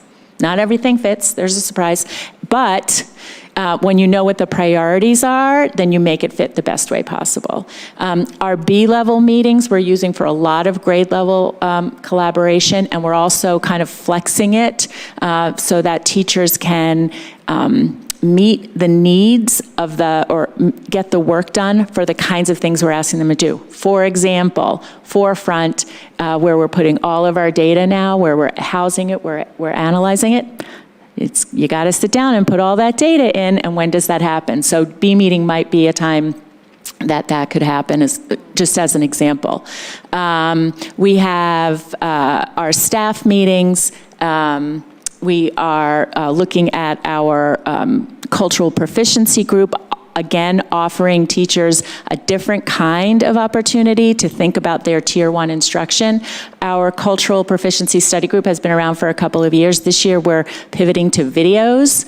We used to hand out articles, and people don't have time to read anymore, so we're giving them podcasts and videos, and we think maybe that will help a little bit. And all of our building-based professional learning, all of our Wednesdays will be focused on Tier 1. So that's it for Conant. All right, questions? Glenn. One question and thank you for all this. One question I had is just, so we've heard about how kids are just overall having a more difficult time focusing than maybe just a decade or two ago. And one thing I'm wondering is just if you could talk a little bit about being able to, with being able to take a higher level altitude view of the curriculum, how you can work on being able to balance depth with accessibility, and being able to make sure that when you do individualize and target students that are maybe behind in some subject, it's not like they're all behind in the exact same way. So I just wanted to hear more about how that could be implemented from like a resource perspective or just things you need, stuff like that. Yeah, so our data team meetings are the place where that happens. The kind of data that we collect for students, whether it's literacy or math or social emotional learning, is not just are they behind in reading as much as is it a phonics issue? Is it a comprehension issue? Is it a letter identification issue, depending on the grade level? And that kind of data allows us not only to support the student in the way they need it, but also allows us to make small groups of students who have similar needs so that that can be addressed in the small group. There's no point in having a child who's struggling with comprehension to be in a letter naming group, right? They've already got their letter naming. And the same is true for math. We break it down into specific skills, and that's what many of the tools that you've talked about here before offer us. And so we're able to, we want to put ourselves out of business when it comes to Tier 2 and Tier 3, right? We want our Tier 1 to be so strong, and we're always going to have kids who struggle for whatever reason, but if we are targeted enough and we have the right materials, that child will not be in Tier 2 forever or Tier 3 forever. It's about identifying the specific skill and getting them back into being able to do it without the support. Does that make sense? Lisa? I'm really excited for these professional learning opportunities. This is fantastic, and I'm really excited that there's a place and space for collaboration within that. I think that's so important, and I really loved the example you shared. Thank you for sharing that. It just shows how important it is for people to get together and talk and share best practices, and it's wonderful. Thank you. Thanks, Lisa. Thank you. Yenshin. Thank you, Tushar. I have a question on the chart where the teachers get to meet with the coaches. Yeah. My question is that my understanding is that for sixth graders, their teachers are more specialized. Is that correct? The students do move classrooms for different subjects, yes. Right. So for first grade through fifth grade, do the teachers have to do to meet with the coaches for both ELA? No, they can pick the coach.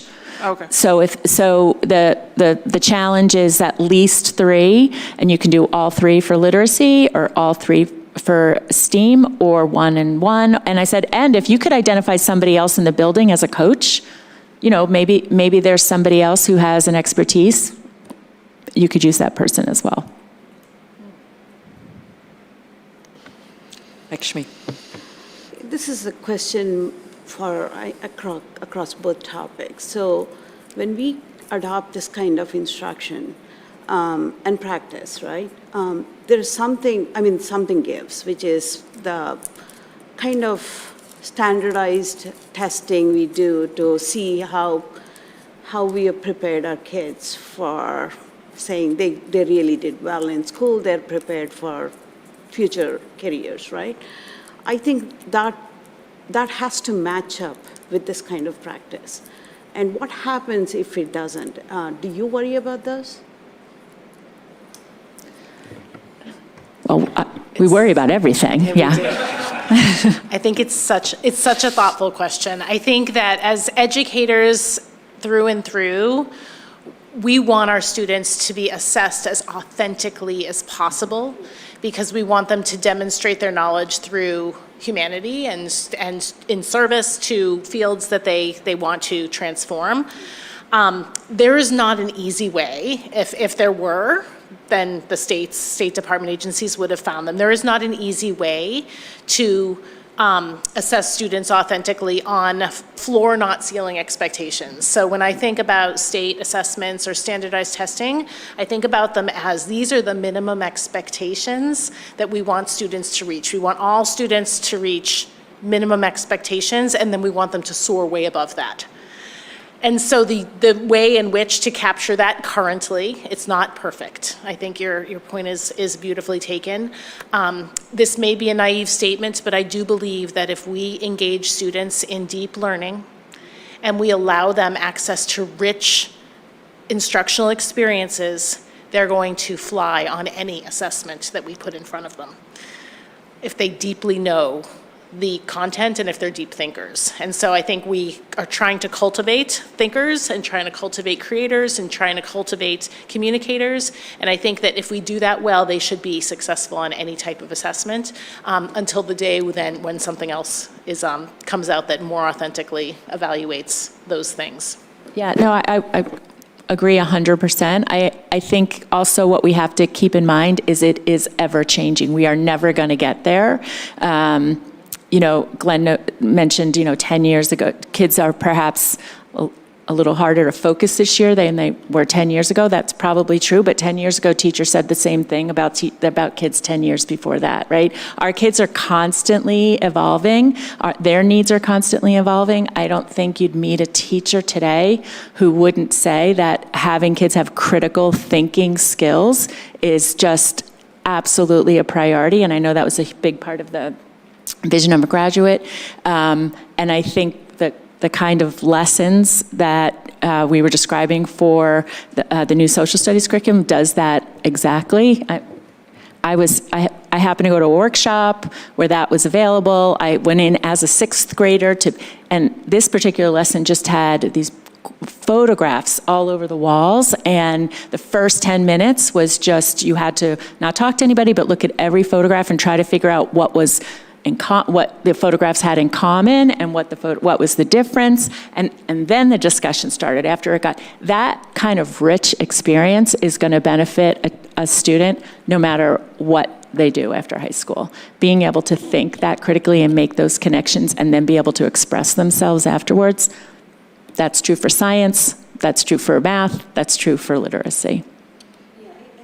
My question is more on that is definitely unquestionable, that what we gain from that, but will the real world passing these standardized tests, AB is on steroids in terms of how well our students do. Look at these numbers, right? Would we match up when we adopt this kind of stuff, is what I'm talking about. I don't understand your question. Do you? Do you understand? I do. I think the assessment has evolved. I do think that when we look, in 1994, when ed reform first passed and we started looking at those first state assessments, they were very much more rote and memorization, and they are much more reliant on kiddos thinking and thinking critically and analyzing text. I was just in a classroom today at Mhatre, and there was an experience that students were engaged in a writing task where they were presented with unfamiliar text. and asked to analyze it for purpose. And that's something very similar that they experience on our state assessments as well. So I do think that the assessments have evolved. I don't think it's perfect. It's still not an authentic experience of like really seeing kids dig in to like plan a project or collaborate meaningfully. And I still do believe that we can be successful, highly successful in those areas and do the right thing by our students with our values and our visions. All right, I'm going to wrap us up because we have a lot to go and we still have another presentation we were supposed to have gotten in before 8 o'clock. Thank you both so much. That was really a wonderful presentation. The fact that we all want to keep talking to you says something. Andrew. So we'll have the annual staffing report next.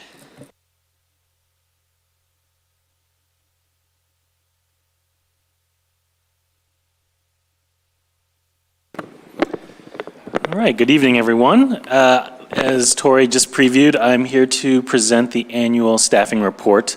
This year, it will have some of the typical features, but then in addition to that, have two new features where I give a little bit of a summary of a new exit survey that we started implementing last spring for those staff members who have left the district, and then providing also a more an overview of staffing decisions that we made over the past 4 years in terms of additions and reductions that I think will just certainly guide us in terms of some of the other decisions that we might have to make, not only around reorganization, but certainly just around budget planning as we get into that in the winter and spring. Okay, so this year, some similar features as previous years in terms of a healthy number of new educators being hired and joining the district and running the continuum of roles from counselors to classroom teachers to specialists, all grade levels. I would say this year a little bit heavier on elementary positions and high school positions, not as many at the junior high. And then we have 6 new administrative positions. Excited, as you know, to welcome Natalia Carul, the Director of Special Education, and then Peter mentioned a few of our new assistant principals as well, and some new special ed coordinators. Before we get into the certified positions, we also continue to staff and work hard to maintain a strong staff in our other support positions, whether it's paraprofessionals, transportation, food services, and certainly substitute teachers.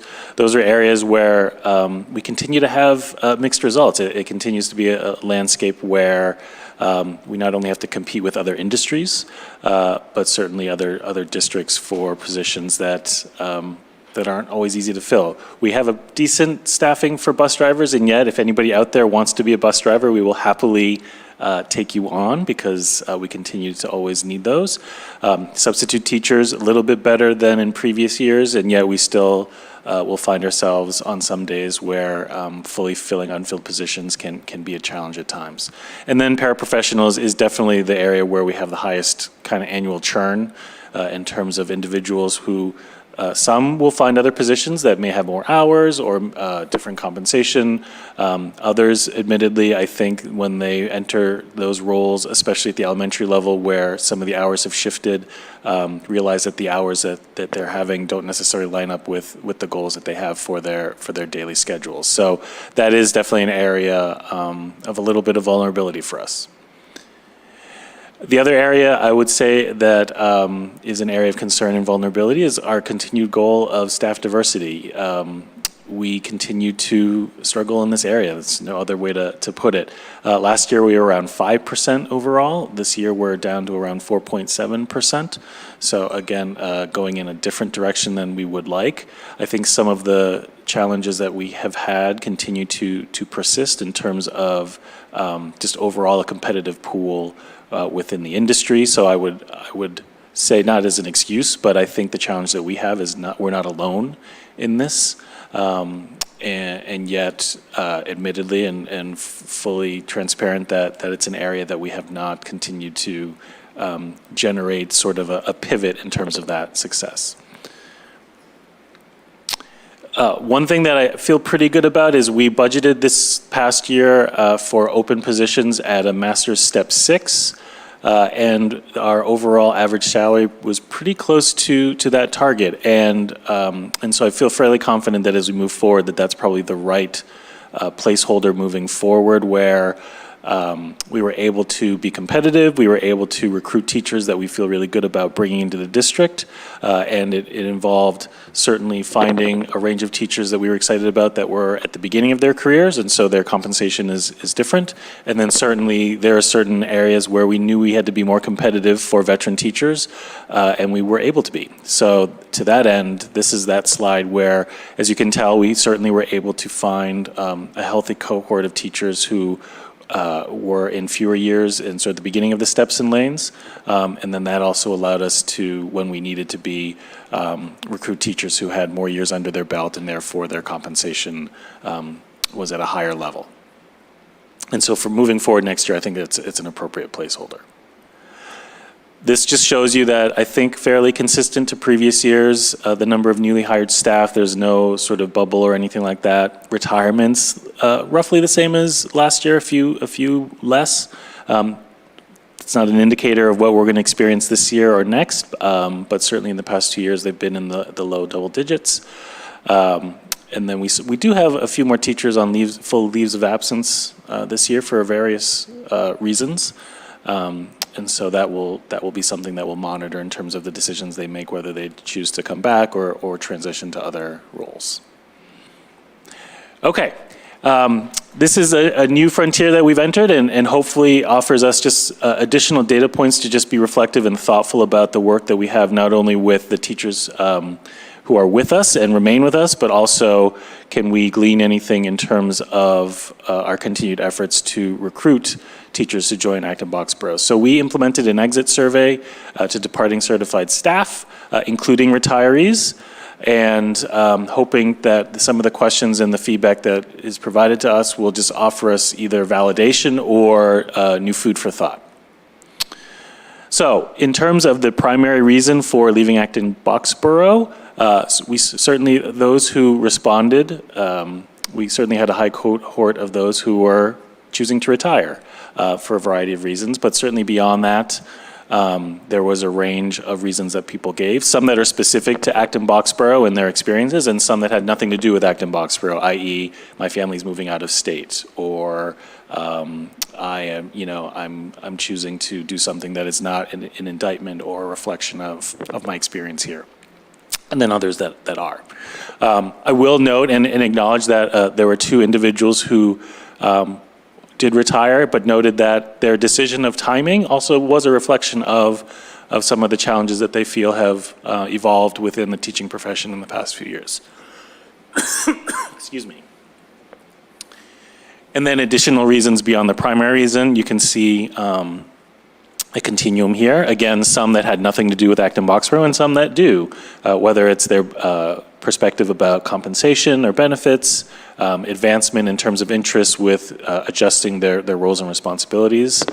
And then obviously, again, things like working conditions and other features of their work experience. So I'll give you a moment here to just see that so I don't rush through it.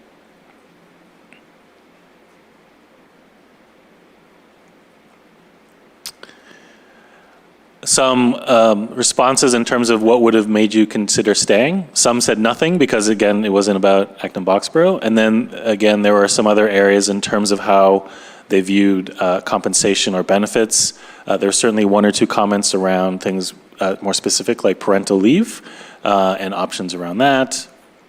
And then some did mention things related to professional learning and growth. Some narratives around primary reasons for leaving. You know, obviously it's, hey, time to retire. I will say that I think, although I think it's probably in the next slide, the continued financial tenuousness of our district, I think, weighs heavily on people in terms of whether that creates vulnerability on their parts, whether it's the beginning of their careers, whether they don't have professional status, whether they think that the positions that they're in may be reduced. So understandably, I think that looms large for a number of people. And then I think certainly, as we've seen in multiple data points, including this one, just the feeling of wanting to do the best that one can for students, and yet feeling that the conditions just continue to be challenging in a variety of different ways, whether it's from a resource perspective or structure or other things that they feel are specific to their experiences. That's certainly been cited. Shifting a little bit, we wanted to also say, hey, what did you like most about working at Acton-Boxborough? I think you'll see themes that are related to their colleagues, feeling that they were surrounded by individuals with whom they enjoyed working with, so that's certainly heartening. And then certainly mentioning students being in a professional environment where they're around other people who cared just as much as they did about doing the best that they can for kids and families, I think was a common theme, and these are just some samples. Again, just noting that I think they liked being in a district that they felt was able to draw talented and committed individuals, so that they were surrounded by others who had shared commitments about the work that they were doing. And then challenges. So here we go again, right? And I don't say that in a glib way. I think you'll continue to see sort of keywords around sort of doing more with less, complexity of the job, and again in a resource-thin environment, I think is a pattern. I think you see that there's a commitment to the professional obligations that one has, and yet the degree to which sort of the landscape doesn't always shift with those goals and expectations. So some broad takeaways, again, the recent phenomenon of the past 4 years and the themes that we see, I think are certainly emphasized in the exit survey. Certainly an appreciation for the professionalism and quality of their colleagues. The tenuous financial landscape can continue to have an impact on our ability to retain. And then certainly, I think there were some people who had some suggestions and thoughts about compensation, whether that's in the form of salary or benefits or other things. And as we get ready to engage in negotiations, that those things may emerge as themes and topics for us to discuss. Okay, shifting to this last chapter, to offer you a year-to-year staffing overview for the past few years. We thought since we had this information, it would be good just to start making a habit of annually providing kind of this year-to-year review. What I'm about to show you is, how do I say that? Small font. So if you have it on your computers, you can certainly zoom in there. I do sort of zoom in a bit just to give you a sampling of what you'll see, but just to acknowledge to those who are watching elsewhere, you may not be able to see it because it's like 4 font. A couple of things. One is, I think what is important and what has been useful as an exercise for us when we talk about staffing, contours of our staffing, both in terms of additions, reductions, is to distinguish in a few ways. Certified versus non-certified positions, because there are changes over time that are different. Positions that are focused on instruction versus things that are more operational and sort of support around just the technical pieces of being an institution. Classroom teaching positions versus intervention and caseload positions, and then general ed support staffing trends versus special ed staffing support trends. So with that in mind, a couple of highlights and takeaways. Over the past 4 years, the net reduction in staffing is a little bit under 40 FTE. The greatest amount was certainly classroom teaching positions. There were some increases, net increases in terms of support positions, instructional support positions. Operational support has reduced significantly, as has general ed instructional support. So I'll zoom in this for a second, but just for those who have a copy of this, this is just the change over time by school year, but then in those different categories, because there are clearly very different trends that speak to not only a responsiveness to enrollment, but also the actual needs that we see within our students. So enrollment trends the reflection is certainly in the classroom positions has gone down proportionally with the 23 reduction, but you have caseload increases of about 6 or 7 net increase because there are needs within, within multilingual education and other things like that. Again, we've reduced, as you all know, in terms of instructional assistance in the elementary school, And yet, in terms of our instructional support within special education, we continue to increase at a steady clip to be responsive to the students who we see in front of us. So here's a zoom in so you can sort of see it a little bit closer over the course of the past 4 fiscal years. And then again, administrative leadership is down a little bit under 8 FTE.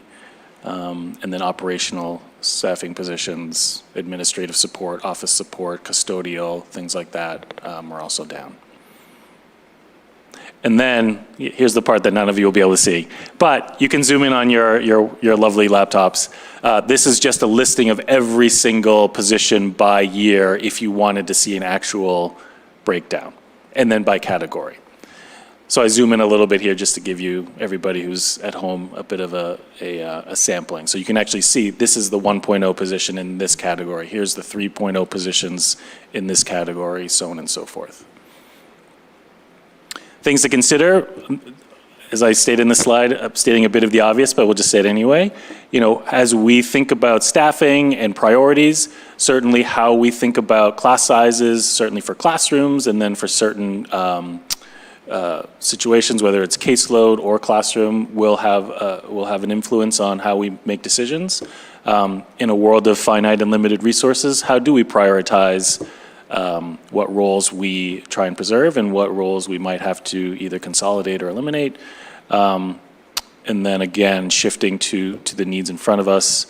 And then again, there's also this operational piece versus instructional piece. I think we would always want to prioritize instructional positions for obvious reasons because they are direct student facing. At the same time, the orbit around the classroom still has to function in a way that allows for other things not to fall apart, whether that's from a facilities standpoint, whether that's from an administrative standpoint, whether that's positions that support the staff who support kids.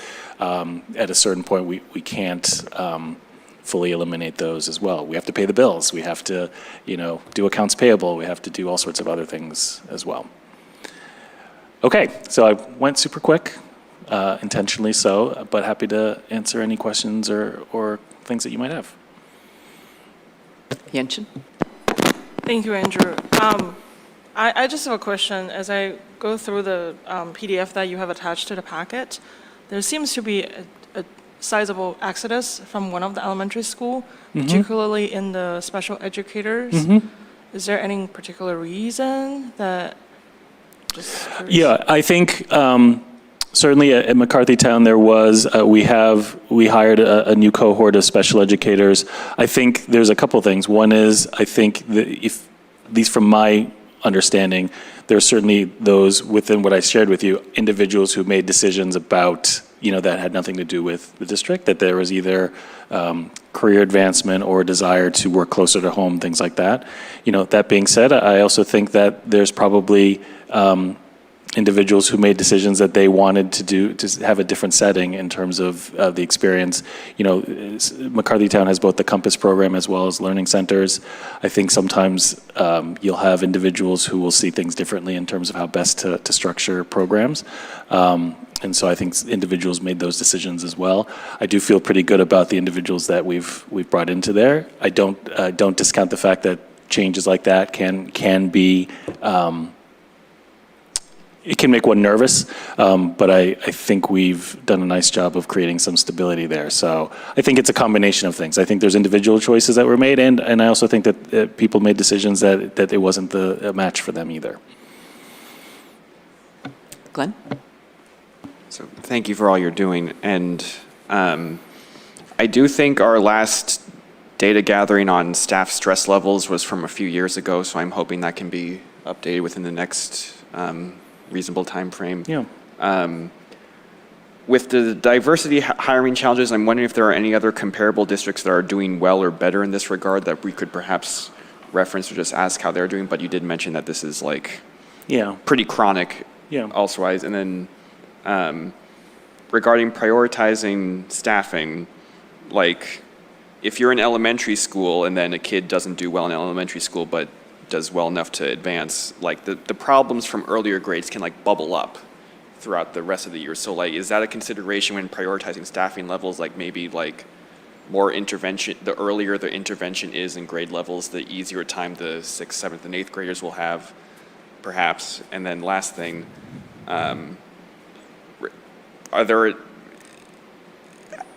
what certification, like, are there enough certified staff that can like do things like administer medication on field trips? I'm not sure how often that comes up. But Glenn, I'm going to ask you to pick one of those questions because we are 20 minutes behind where we need to be. Diversity, please. Yeah, I don't have concrete data around comparable districts. I think that's something that I can certainly try and capture. I will say anecdotally, I feel fairly confident that some of the patterns of challenges that we see are not unique to us. And I think there's a nexus of a number of things that are either similar in terms of competitive salary. I think just in general, what we all share is a small pool of candidates. And then certainly, you know, the degree to which someone wants to drive out to this region versus a region that might be more densely populated, might have a bit more diversity within its community, things like that. So I'm happy to try and sort of check in with our peer districts around if they've seen any different levels of success. But overall, I do think that the trend is fairly similar. Not an excuse, just simply an observation. Adam? Quick observation and then I kind of a question request echoing what Glenn said. But the observation first is, you know, we've come to town meetings several times and we've shown a big slide of 80+ positions that we've eliminated year over year. And I would say that when I looked at this and I saw, well, we're only actually down 38 FTE, I think as a school committee, we need to think about how we put that narrative out. Yep. Because clearly we have reduced those 80+ positions, but there's also been needs and there's been areas where we've added back. So there's the nuance with all of this stuff. So somewhere between we've reduced 80 positions, but we've only reduced 40 FTE is kind of the way I'm thinking about that. And then second is the request, you know, I think as we've been doing some of the AB Forward stuff and taking educator voice into some of the consideration there, I do feel like we're a little behind. And as much as I'm loath to ask for another survey and ask people to answer another survey, I think that, you know, some type of educator engagement survey would be really helpful for us on a regular basis. Because I think a lot of what you're doing on the exit survey is reactive, and I almost want us to be a little bit more proactive and see where we're going. There's a limited value in an exit because they're on their way this way as opposed to, I mean, and that's where people talk about stay surveys, right? I think that's what you might be sort of referring to is for those who are remaining, what are things that might be high for them to try and continue to have them feel like this is a place that they want to remain. Yep. So, yeah. Thank you. Leela? Yeah, just appreciated you pulling some of this data. And my comment really isn't even directed at you, just kind of a comment. I think in all of this budgetary crisis ongoing for years, it feels like some of the kind of pieces around like who make up our district and how does that reflect our students has, like, we haven't been able to put as much time and energy into that. And so it's almost making me want to bring some of this to when our legislators come in front of us. Because I think the thing that stood out to me was that not only that less than 5% of our total staff actually identify as folks of color, but that the 5% in comparison to the 50% of our students who are students of color feels quite stark. Especially as we think about how important developing relationships with adults is, and not that you can't develop relationships with folks who don't look like you, but that could be helpful. So yeah, that is just something that I was noticing. Thank you, Andrew. Yeah, Really thank you. appreciate the details you provided. All right. What's that? Just noticed the Star Wars Legos. Yeah, I was going to ask about that.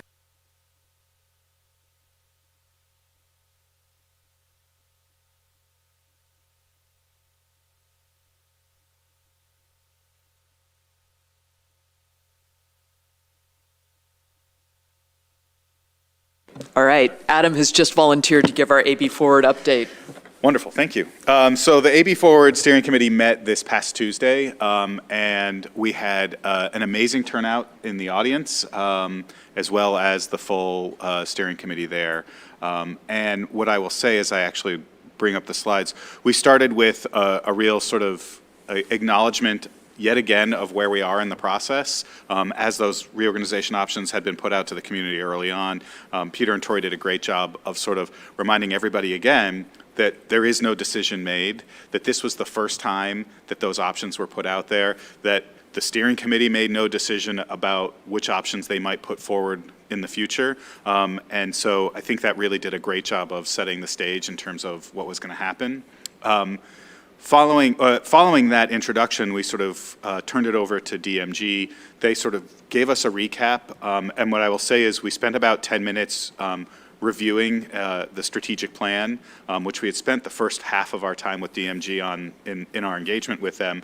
And you know, they had taken the feedback that we had given them the first time we saw it. They had incorporated a number of those changes, really helping to sort of broaden the theory of action and the strategic plan to each student in the district in a very, they did a very sort of discerned usage of the word each student versus all students, really making sure that each individual student sees themselves in that plan. There wasn't much additional feedback on that, but the strategic plan will get rolled in with all of the reorganization options, all 9 of them, and presented to the community over the course of 32 focus groups, 32 focus groups, 3 listening sessions, a number of engagements. And you know, what I found really interesting in this was just all of the outreach that DMG have done already in getting to the point that we're at now.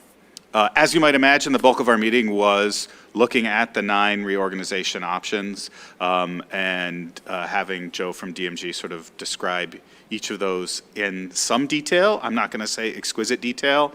And I think what we saw at the end as the committee started to sort of give feedback and add questions was we all want more details. And so there was, I think, there were a lot of questions about, as we move forward, these are the types of things that we want to see. And another big takeaway that I took from sort of the conversation that the committee had was that while we have this simple to see financial sustainability score of red to green, you know, everybody around the table said that cannot be the only measure by which we look at these reorganization options, and it's not, and there are lots of other metrics that DMG is considering, but they weren't broken down in as an easy to view scale, and I think that was some of the feedback we gave. And then I would say that we ended the meeting about 15 minutes early to allow for public comment. I want to say there were probably 25, 30 people in the room, and we had about 15 people who wanted to make comments. And we had some really great and constructive questions from the audience as well. So, you know, personally, I will want to just share my appreciation for the entire community who was there, who did not come up and say, you guys are absolutely nuts, don't do any of this. There were lots of really good, thoughtful questions that everybody wanted to be able to dive deeper into those options and the expected outcomes from that. And so, you know, like I mentioned, we are about to go into a very busy month of collecting information from all sorts of stakeholder groups, all sorts of community members. What they're going to see is not very different than what we just saw as a steering committee. So all the questions, all the details that we asked for, it was my understanding, and I think it was made pretty clear that that's great stuff. Those are good questions to ask, but what we're gonna have everybody respond to is the same set of information that we've all seen that's been out, sort of put into the public already.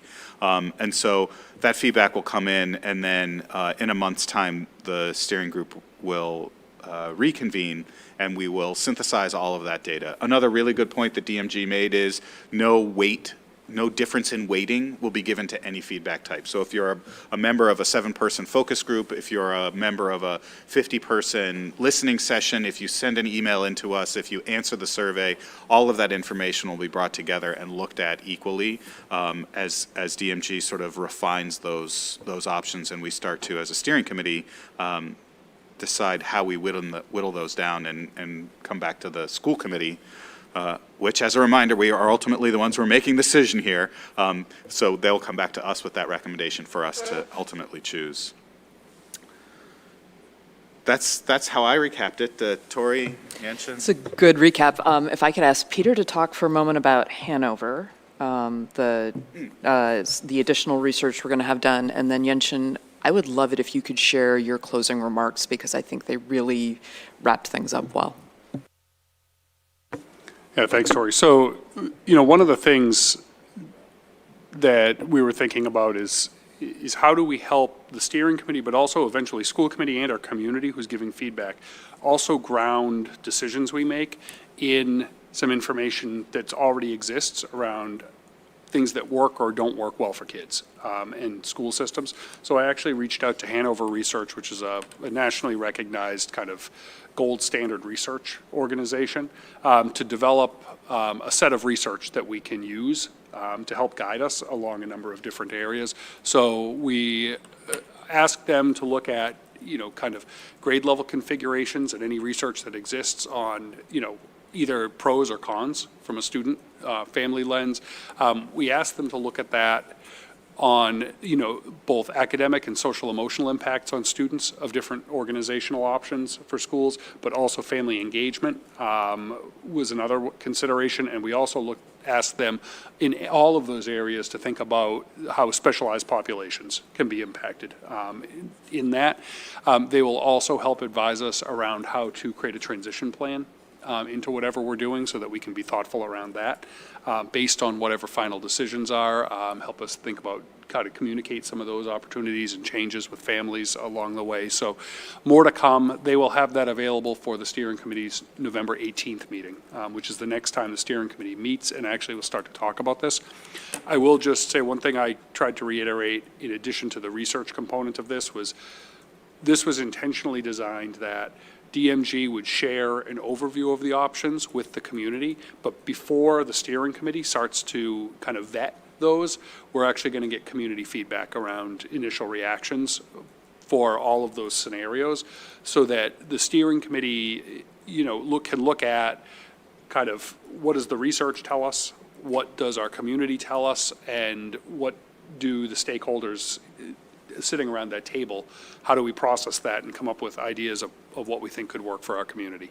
I will also stress that, we're not doing this, we're not in this situation because we, decided we wanted to change kind of how the district operates. We are perfectly designed right now for the outcomes that we get.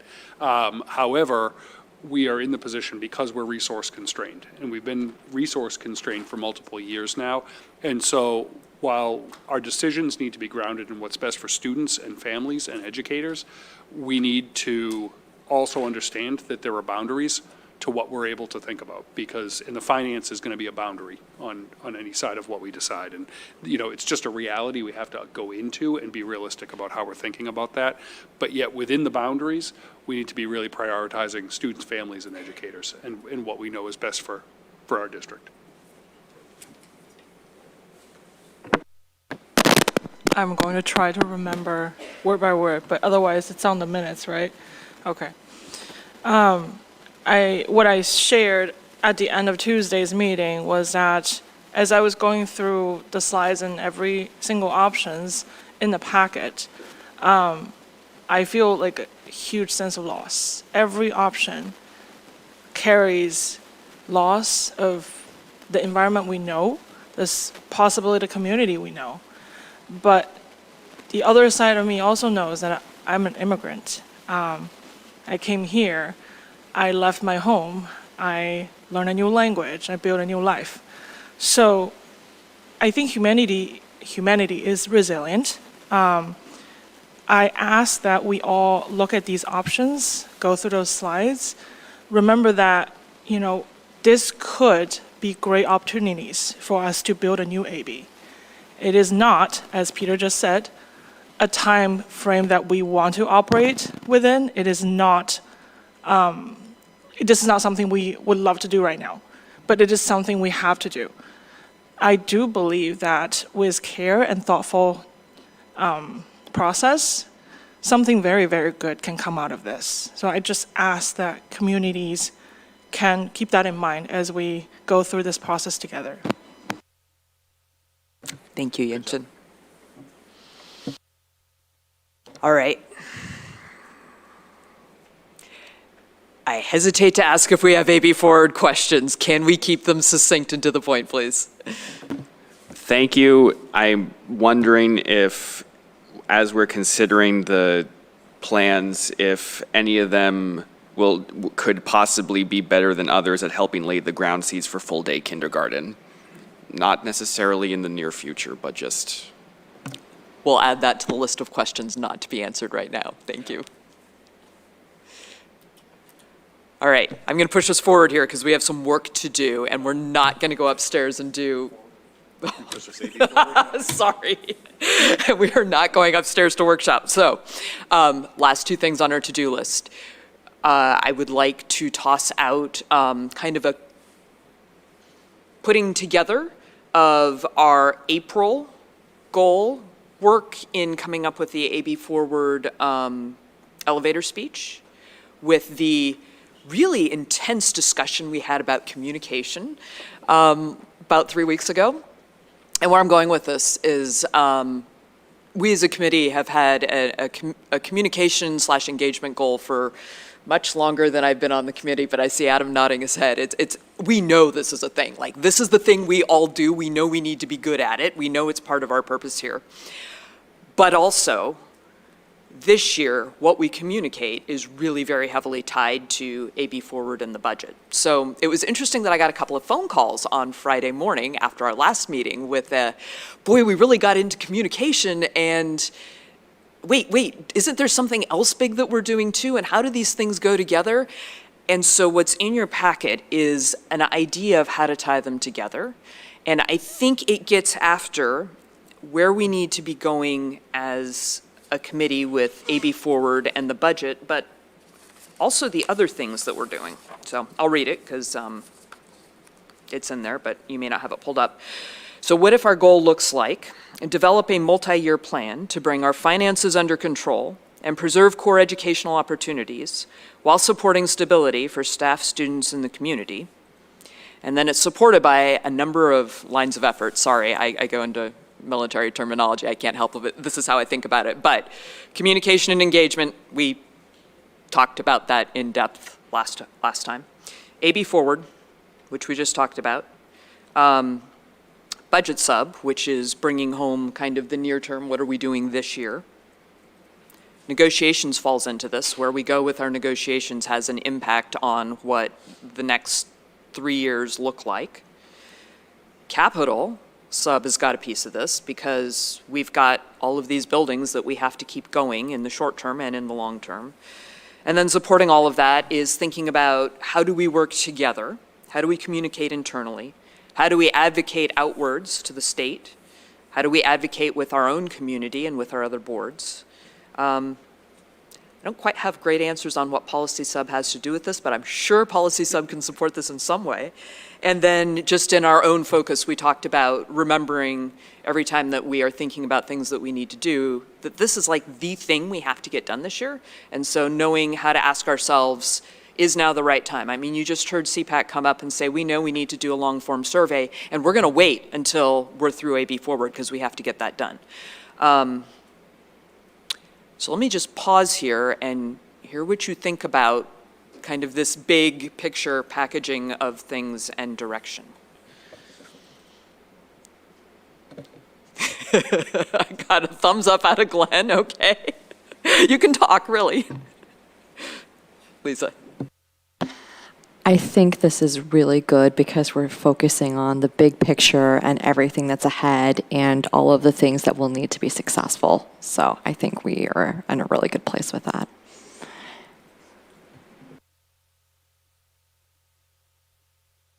Glenn. And I do think that regarding how much thought and deliberation we've been putting to being more thoughtful with communication and outreach, I think that's already paying off right now in really good ways. And B, I really do, one thing that Peter mentioned earlier in the update way back at the start of this meeting was like highlighting different principles. And I think leaning more, as we're going forward throughout this whole process and building consensus and buy-in with the community we're serving, I think continuing to highlight stories like that can really be useful to our mission here. So.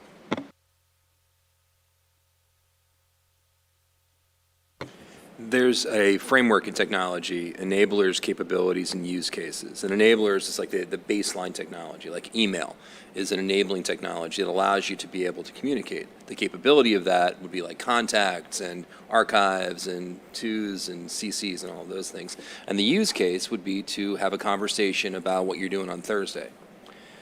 Communication in the lines of what you're talking about here is an enabling technology. It's an enabling concept that needs to go underneath everything. I wouldn't tie it to a specific goal. I wouldn't necessarily say it's a goal unto itself. I would say it's part of everything we have to do. It does play into policy because you've got to be able to communicate to those that have to enact a policy, those that have to approve it if we're trying to legislate above us. It's something that we have to align to through other frameworks of communication, from identifying audiences, identifying conduits, identifying, a compliance with law. I think it's important for us to do this, but I would also I would not look at this as tied to one particular goal. I think it's something that needs to go across everything that we're doing. Everything we talked about today, the conversations that came here, this is all methods of communication. And if we can consolidate and build our own framework for communication, we can have a better and more easily understood way of connecting with our audience, connecting with our constituents. I think I just heard the volunteer for the leading the communication effort. Good job, Andrew. Thanks. Lakshmi. I'm wondering if we have to put this in kind of practice to actually learn what works and what doesn't. I mean, there's one more dimension to it. You have to identify your segments, right? Who are we communicating to and how do we communicate? And then you come your broader principles, right? But without putting it into practice, this is going to be a hard one, and there's nothing that's perfect, right? You can't specify a specific goal that you can attain. This is a work in progress that we keep improving on year after year. Okay, so I'm noticing we're back to communication again. And I want to share that communication is a tool. A goal is something that has an actual outcome. Okay, I understand where you're going with that, but yeah, you probably want to set up short-term goals on what you want to accomplish in terms of improving communication, right? Right, so what's in the packet that I'm proposing here for a goal is actually develop a multi-year plan to bring finances under control and preserve educational opportunities while supporting stability for staff, students, and the community. That is the thing that only the school committee can lead. That is the thing that only we can do, and communication is absolutely 100% a piece of this. But if we don't do that, we can communicate well all day long, and we will have failed as a group of leaders trying to keep our district strong and resilient. Could you repeat your goal? Yeah. It's in the packet, actually. I can send you down and... Yeah. Just a clarifying question. Are you hoping the fruits of our labor of this discussion will yield a specific measurable portion of this goal? I'm actually just hoping to get for concurrence that this is a direction that we feel like articulating, because the next step that we're going to go to is talking about our tri-board letter and the preparation we're doing for that. Because one of the things we need to be able to articulate to the other boards is, what is it that the school committee is trying to do this year? And I think we might have to tell them about AB Forward. Okay, I see the goal as why we are here, right? The goal is basically defines why we are a committee to begin with, right? So I thought communication was the issue that we started with. So in April, do you remember the day we wrote the elevator speech? We all went up into room 23 and we figured out why it was that we needed to even talk about reorganization to begin with? Kind of vaguely remember, sorry. Yeah, so that was our big commitment as a group, saying that this is something that is important, because you don't just walk into having a conversation about reorganization for fun. People are, listening to our community, like there's huge change we're talking about. People are worried. It's a scary thing to think about. And we as a group came together and said, we know that if we don't do this, the alternative is even worse. Well, yeah, I think I remember now. Yeah. But isn't that what Andrew said? Communication is a vehicle, right? Yeah. To achieve that. Yes. So how do we effectively do that so you have a sub-goal on how to effectively do that is what I'm trying to address. Yes, that is right tucked up underneath it as the Yeah. first primary line of effort, Yeah. 100%. Yes, and we had an awesome discussion about communication last time. I really don't want to go there tonight because it is already 8:46 and I'm going to get no end of grief from Adam about my failure to hold us to a timeline. So are we, thank you, Adam. Are we okay with laying this out here, that this is something that we think it is important that we do this year? Can I get like Adam? Hi. You know, I think when we've talked about this, and we've talked about sort of communication being that enabling thing, the other sense that I get from all of us in the time we've done this is that and everything that we're doing feels like the 500-pound elephant that we're trying to figure out how to eat. And I think part of what we've got in here under these lines of effort is, how are you as an individual or as a subcommittee member or a committee member going to contribute to the overarching goal, which is to develop that multi-year plan, all of that stuff. So we're all going to provide some level of communication and engagement. AB Forward has a mission to go do some of this. The Budget Subcommittee has a mission to go do some of this. And so I think negotiations subcommittees should think about how they're going to support that in the work that they're doing. The Capital Subcommittee, same. And then as your roles as liaisons, sharing with the groups that you liaise with, again, that's sort of the small c communication of what we're trying to get out about what our goal is. I think that the thing that I struggle with is to be able to hold each other accountable for the goal. I think the next step is to sort of dive in and find out what is the measurable or tangible component that each of these groups are going to do, so that we can look back in 3 months and 6 months and at the end of the school year and say, we worked towards our part of that overarching goal. That's a great point, and we have to figure out what that way ahead looks like. So can I get kind of a thumbs up, thumbs down at where everybody is on this? Are we okay with this being our focus for the moment as we continue to evolve it, knowing that we are going to work on our communication skills within all of that? I'm seeing some head nodding. Okay. Let me move you on to the next one then, is Tri-Board meeting is coming on October 22nd, and we owe Julie a packet. Well, actually, I owed it to her at noon today, so we're late. I noticed my other liaisons in the audience. In that packet, so the concept of how we're doing this discussion this time is that instead of talking at each other the entire time, we're hoping for everybody to provide read-ahead materials of kind of where you are at now, knowing that most of our boards really haven't figured things out. We're in October. And then to be able to have a question-based discussion. And so what this ends up looking like is we'll have the big rectangle set up in here. We will have the finance committee from both towns. We'll have the select board from both towns. We'll be there. And we will all provide read-aheads. And in the packet, there is a letter that lays out effectively what the budget situation has been, what the impact is on all of us, all of our community, that we are doing our darndest to come up with not just a solution for this budget year, but a long-term solution, that we are doing this through AB Forward, that we are doing this through all of our subcommittee and liaison work, because this is a great time to talk about liaisons when we're all in the room together. And then it has a timeline for all of the key information presentations, discussions, and votes. Again, liaisons, this stuff's really important. I think it needs to include the Diwali Fest flyer, because that is a great one-pager that has a lot of links to everything, and everybody can see very quickly where are your opportunities to provide input. Probably needs a copy of Vision of a Graduate. I think those are probably the things we can provide at this point in time. I don't think we really have anything else that we figured out, because it's October. Does that feel like the right stuff? Is there something else we're missing? Yenshin. I was listening to the Acton Select Board meeting the other day, and I think I heard that they're very much looking forward to the tri-board meeting and getting to know the other boards better, where they will be able to develop some sensitivity, but maybe not sympathy. Can we work on the sympathy part? Absolutely. Actually, we had a really great, so the chairs got together to just talk through format last night, and we had a really good conversation about potential questions.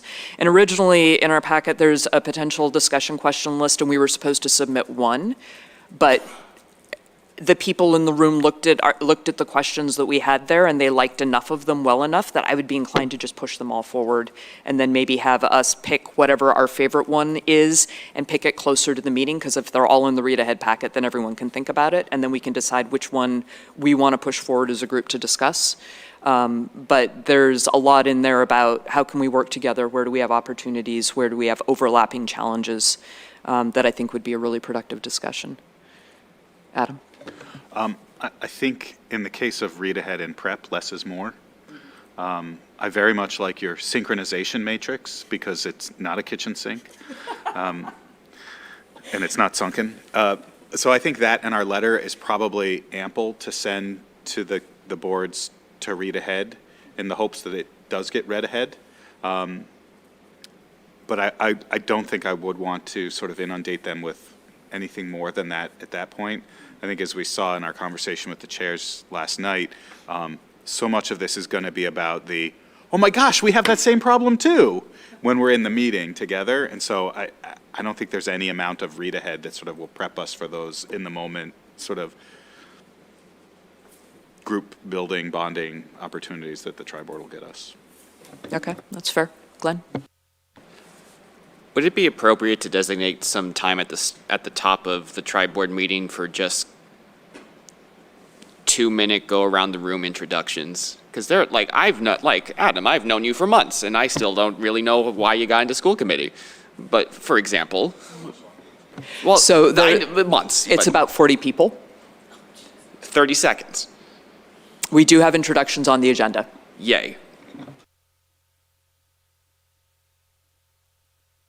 All right, this is known as wear everybody out and nobody really protests that much. So sounds like we are looking at sending forward the letter and the planning timeline, which does have links to all the websites. So I feel better because I really do like that Diwali Fest flyer, but that's all right. We're gonna hand out a lot of them. It'll be awesome. Okay. Lakshmi. 22nd? Did you confirm the dates? Yes, October 22nd. It is at the bottom of the update that you received from Julie. If it comes from Julie, you should read it and respond to it. Head nods. You sent an email, a meeting invite out there. Yeah, and there should be a meeting invitation on your calendar. Okay. Let's move to subcommittee and member reports. Adam, tell us about Budget Sub. Budget Sub has met the past 2 times we've met. We've spent time on our budget development calendar. Thank you to Peter and Sherry for cleaning that up and putting that in place. And then we've had some really good conversations about our budget guidelines for this year. And a very, I think we're moving those guidelines forward and really trying to strike a balance between, what we want as the school committee to give the district as their guidance in terms of how they build the budget. And again, I think that's really important. When we vote budget guidelines, we are giving direction to Peter and the rest of the administration. This is how we want you to craft the budget for this year. And I believe that this year's budget guidelines will feel a lot different than the previous budget guidelines because there's been some consensus amongst the budget subcommittee that we're done cutting. We need to maintain a level set of services. So I'm excited to bring that to the full school committee in a couple weeks' time. And other than that, we did get confirmation from Sherry that we have taken ownership of 3 electric school buses, and they're in the midst of getting all of the ancillary equipment added to them, and then we're also waiting for the chargers to get placed in the back of the high school. Andrew and Yenshin, anything you want to add to that? Finance Committee met last Tuesday, I believe, and they are discussing and working on their point of view. I think the Finance Committee and the Acton Select Board has to work out how their POV fee is going to be presented this year, as I think there's some things that need to work out. I have set up regular meetings with the FinCom chair, so just keep them appraised of the AB forward as well as the school committee progress. Awesome. Leela, would you like to tell us about Policy Sub? Sure. We met last week. We kind of just talked about what the upcoming school year would look like, as much as we can tell in this moment. Our next meeting will be next Friday at 8 o'clock in the morning. That's it. All right. We don't have Ben here. Can you jump in on Capital? Capital Subcommittee met on Wednesday, bright and early. It was 7 a.m. So I really don't remember what day it was. We talked about the FY 26-27 planning, as well as the presentation that the Facilities Department will come to School Committee to present on November 6th. I guess Sherry's not here, so that's all I remember. Great, thanks. Sure. Just wanted to update you, Board of Health. So the battery project over at Boardwalk has been pending with Board of Health for, better part of, say, 15 months maybe. And so the other night, Nexamp did present to the Board of Health seeking approval, and it was denied unanimously. So that project, we don't know the status of that, but the battery project at Boardwalk is not moving forward in that manner. So we're going to meet with Nexamp and, kind of figure out what, if any, next steps. My gut is that will require a new interconnection agreement with Eversource. We knew that. So, there's going to be financial impact to that potentially because we had some money tied up from the building project that we would have gotten back. But we're also going to reevaluate what the goals could be, because I think a lot has shifted also in terms of like how energy projects are being funded and by federal government, things like that. And so we just don't know much right now, but that's certainly something we're reevaluating. And I just wanted you to know what the status of that was. Thanks, Peter. Yeah. Can you tell us why they denied it? I can't. I don't know. We don't have information about that, but I think David might. I do know that Nexamp, the Board of Health had imposed 31 conditions on the project. Nexamp met those conditions and had worked with the fire chief on another safety audit and everything else, but maybe, David, you have more information. They were really concerned about just one thing, that it was too close to the building. Okay. Glenn, Acton Select Board. Yep, and Yangshin, you hit the nail on the head with your thorough analysis. The Select Board has been very busy with quite a lot of things. I think the part that's relevant to us right now is what Dean mentioned about what they're thinking about the tri-board meeting.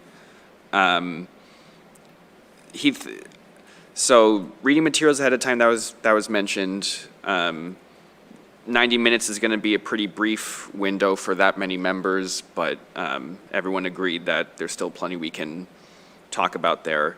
They're thinking for reading materials, perhaps the ALG spreadsheet that's most recently updated, and Dean mentioned that the big budget drivers for at least the town were like healthcare costs rising for both active duty and retirees and the DPW building.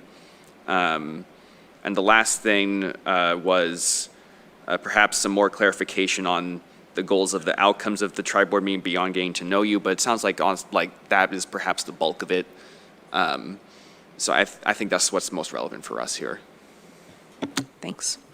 Adam, can you update us on both the FinCom and the Select Board? I can't do the FinCom, but I can give you an update on the Select Board and Boxborough Leadership Forum. So Select Board met, I would say that most of the Boxborough elected and appointed officials are running full speed into next week's town meeting. This is a town meeting where we are looking at some zoning changes to allow public safety in different zones, and then also a whole bunch of sense of meeting questions around location and costs and sustainability aspects of the new firehouse. And then there's also a zoning question for the MBTA Communities Act. So we've got a bunch. So most of the activity in Boxborough is around that town meeting. And then we've got very quickly coming up in December, another town meeting, potentially looking to get design funding for the firehouse. And we've begun to, in the Boxborough Leadership Forum, discuss the financial situation. There is an extremely strong consensus that there will be a requirement for an override for next year's operating budget for the town. And to use the word that the chair of the Finance Committee used last night, if we don't pass the override, the cuts will be draconian to the town and therefore the schools as well. So we're still waiting to get some guidance from the Finance Committee in Boxborough, but we'll be, again, looking to the administration to prepare an A and B budget, and I am not positive at all about what the B budget will look like. Not good news, but thank you. Yeah. Can I just clarify, when you say the next year around the budget, you mean the coming fiscal year? Correct. Okay, Thank you. Leela, I jumped over ALG. You or me? Okay, so ALG met for the first time, started looking at the charter, and we're talking about, based on the challenges we had last year, coming to consensus over the long term, but having consensus in just the next budget year. Maybe we're going to end up making that kind of a two-phase process so that everybody feels like things are represented better, and also looking at the multi-year financial model being presented in the warrant after the FinCom message, which provides some context there. Didn't really nail anything down, but it was a good conversation. And then we just went through, updates and starting to look at the model. Really nothing significant to report on that one right now. Andrew, anything with HIT?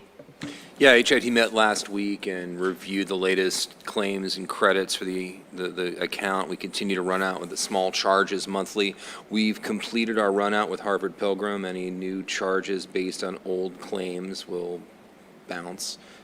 It's no longer our responsibility. Blue Cross Blue Shield has provided us with a rebate check of $150,000, leaving about $500,000 on hand. And our next meeting will be around the third Thursday of the month. And who wants JPTSO?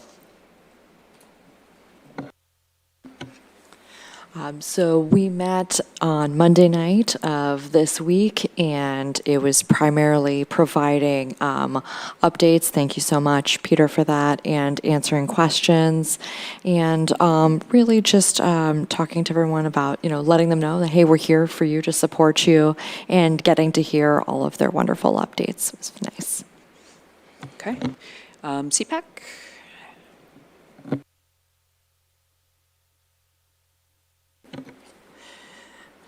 So CPAC met a little while ago, September 10th, and the next one is going to be the 22nd of this month, which is regrettably the same time as our tri-board meeting, unfortunately. However, one of the primary focuses of our discussion was around how to increase engagement in the community and to raise awareness of all of the things that they offer and the joint partnerships such as Friends of CPAC. And they also did want to spread the word that there is an opening for a position within CPAC, so please inquire if anyone's interested. All right, did I forget anything there? Okay. Consent agenda. Items on the consent agenda do not usually require discussion and are approved with one vote unless any member would like to hold an item for discussion in a separate vote. I will read each item, and if a member would like it held, please say hold. Members do not have to have attended a meeting to vote on the minutes. So we have item A is approval of ABRSC meeting minutes from 9/18/25. Item B, Blanchard PTO proposed budget for 2025 to 2026. Item C, automated external defibrillator donation. Item D, NYDMC $2,000 donation to the ABRHS Local Scholarship Program. Carol Hubner, this is item E, Carol Hubner Early Childhood Program proposed budget for 2025-2026. Item F, approval to transfer $5,382.11 from the defunct Foreign Exchange Trip Club to ABRHS Senior High Gifts Revolving Account. Item G, approval of warrants is presented in the packet on 10/9/25. All right, given that no items were held, is there a motion to approve the consent agenda as presented? So moved. That would be Leela Second. and Adam. Ready. All those in favor? Aye. Any opposed? No abstentions? Great, that passes unanimously. Peter, are there any items you'd like to highlight in the FYI? The Francis Parker Charter School report is in there, just as an FYI. There are students from Acton-Boxborough that attend the charter school. They send us the annual report, so we just included it so you could take a look. The other, just FYI, not in the packet, but just so you know, all three of the community forums, we're going to post those as school committee meetings as well, or the possibility that you would have a quorum for those. I'm sure many of you are planning to attend, one or possibly all of those forums. So we just wanted to cover you from a open meeting law standpoint, and we'll just post those. It's not new meetings for you, it's just the possibility that you could attend in quorum. Thanks. Glenn? I did just get an email asking if those could be in the Acton Exchange calendar too. Yep, I'll talk to Julie, we'll figure that out. Thanks. Move to adjourn. Second. All right, that would be Adam with the motion, Leela with the second. All in favor? Aye. Any opposed?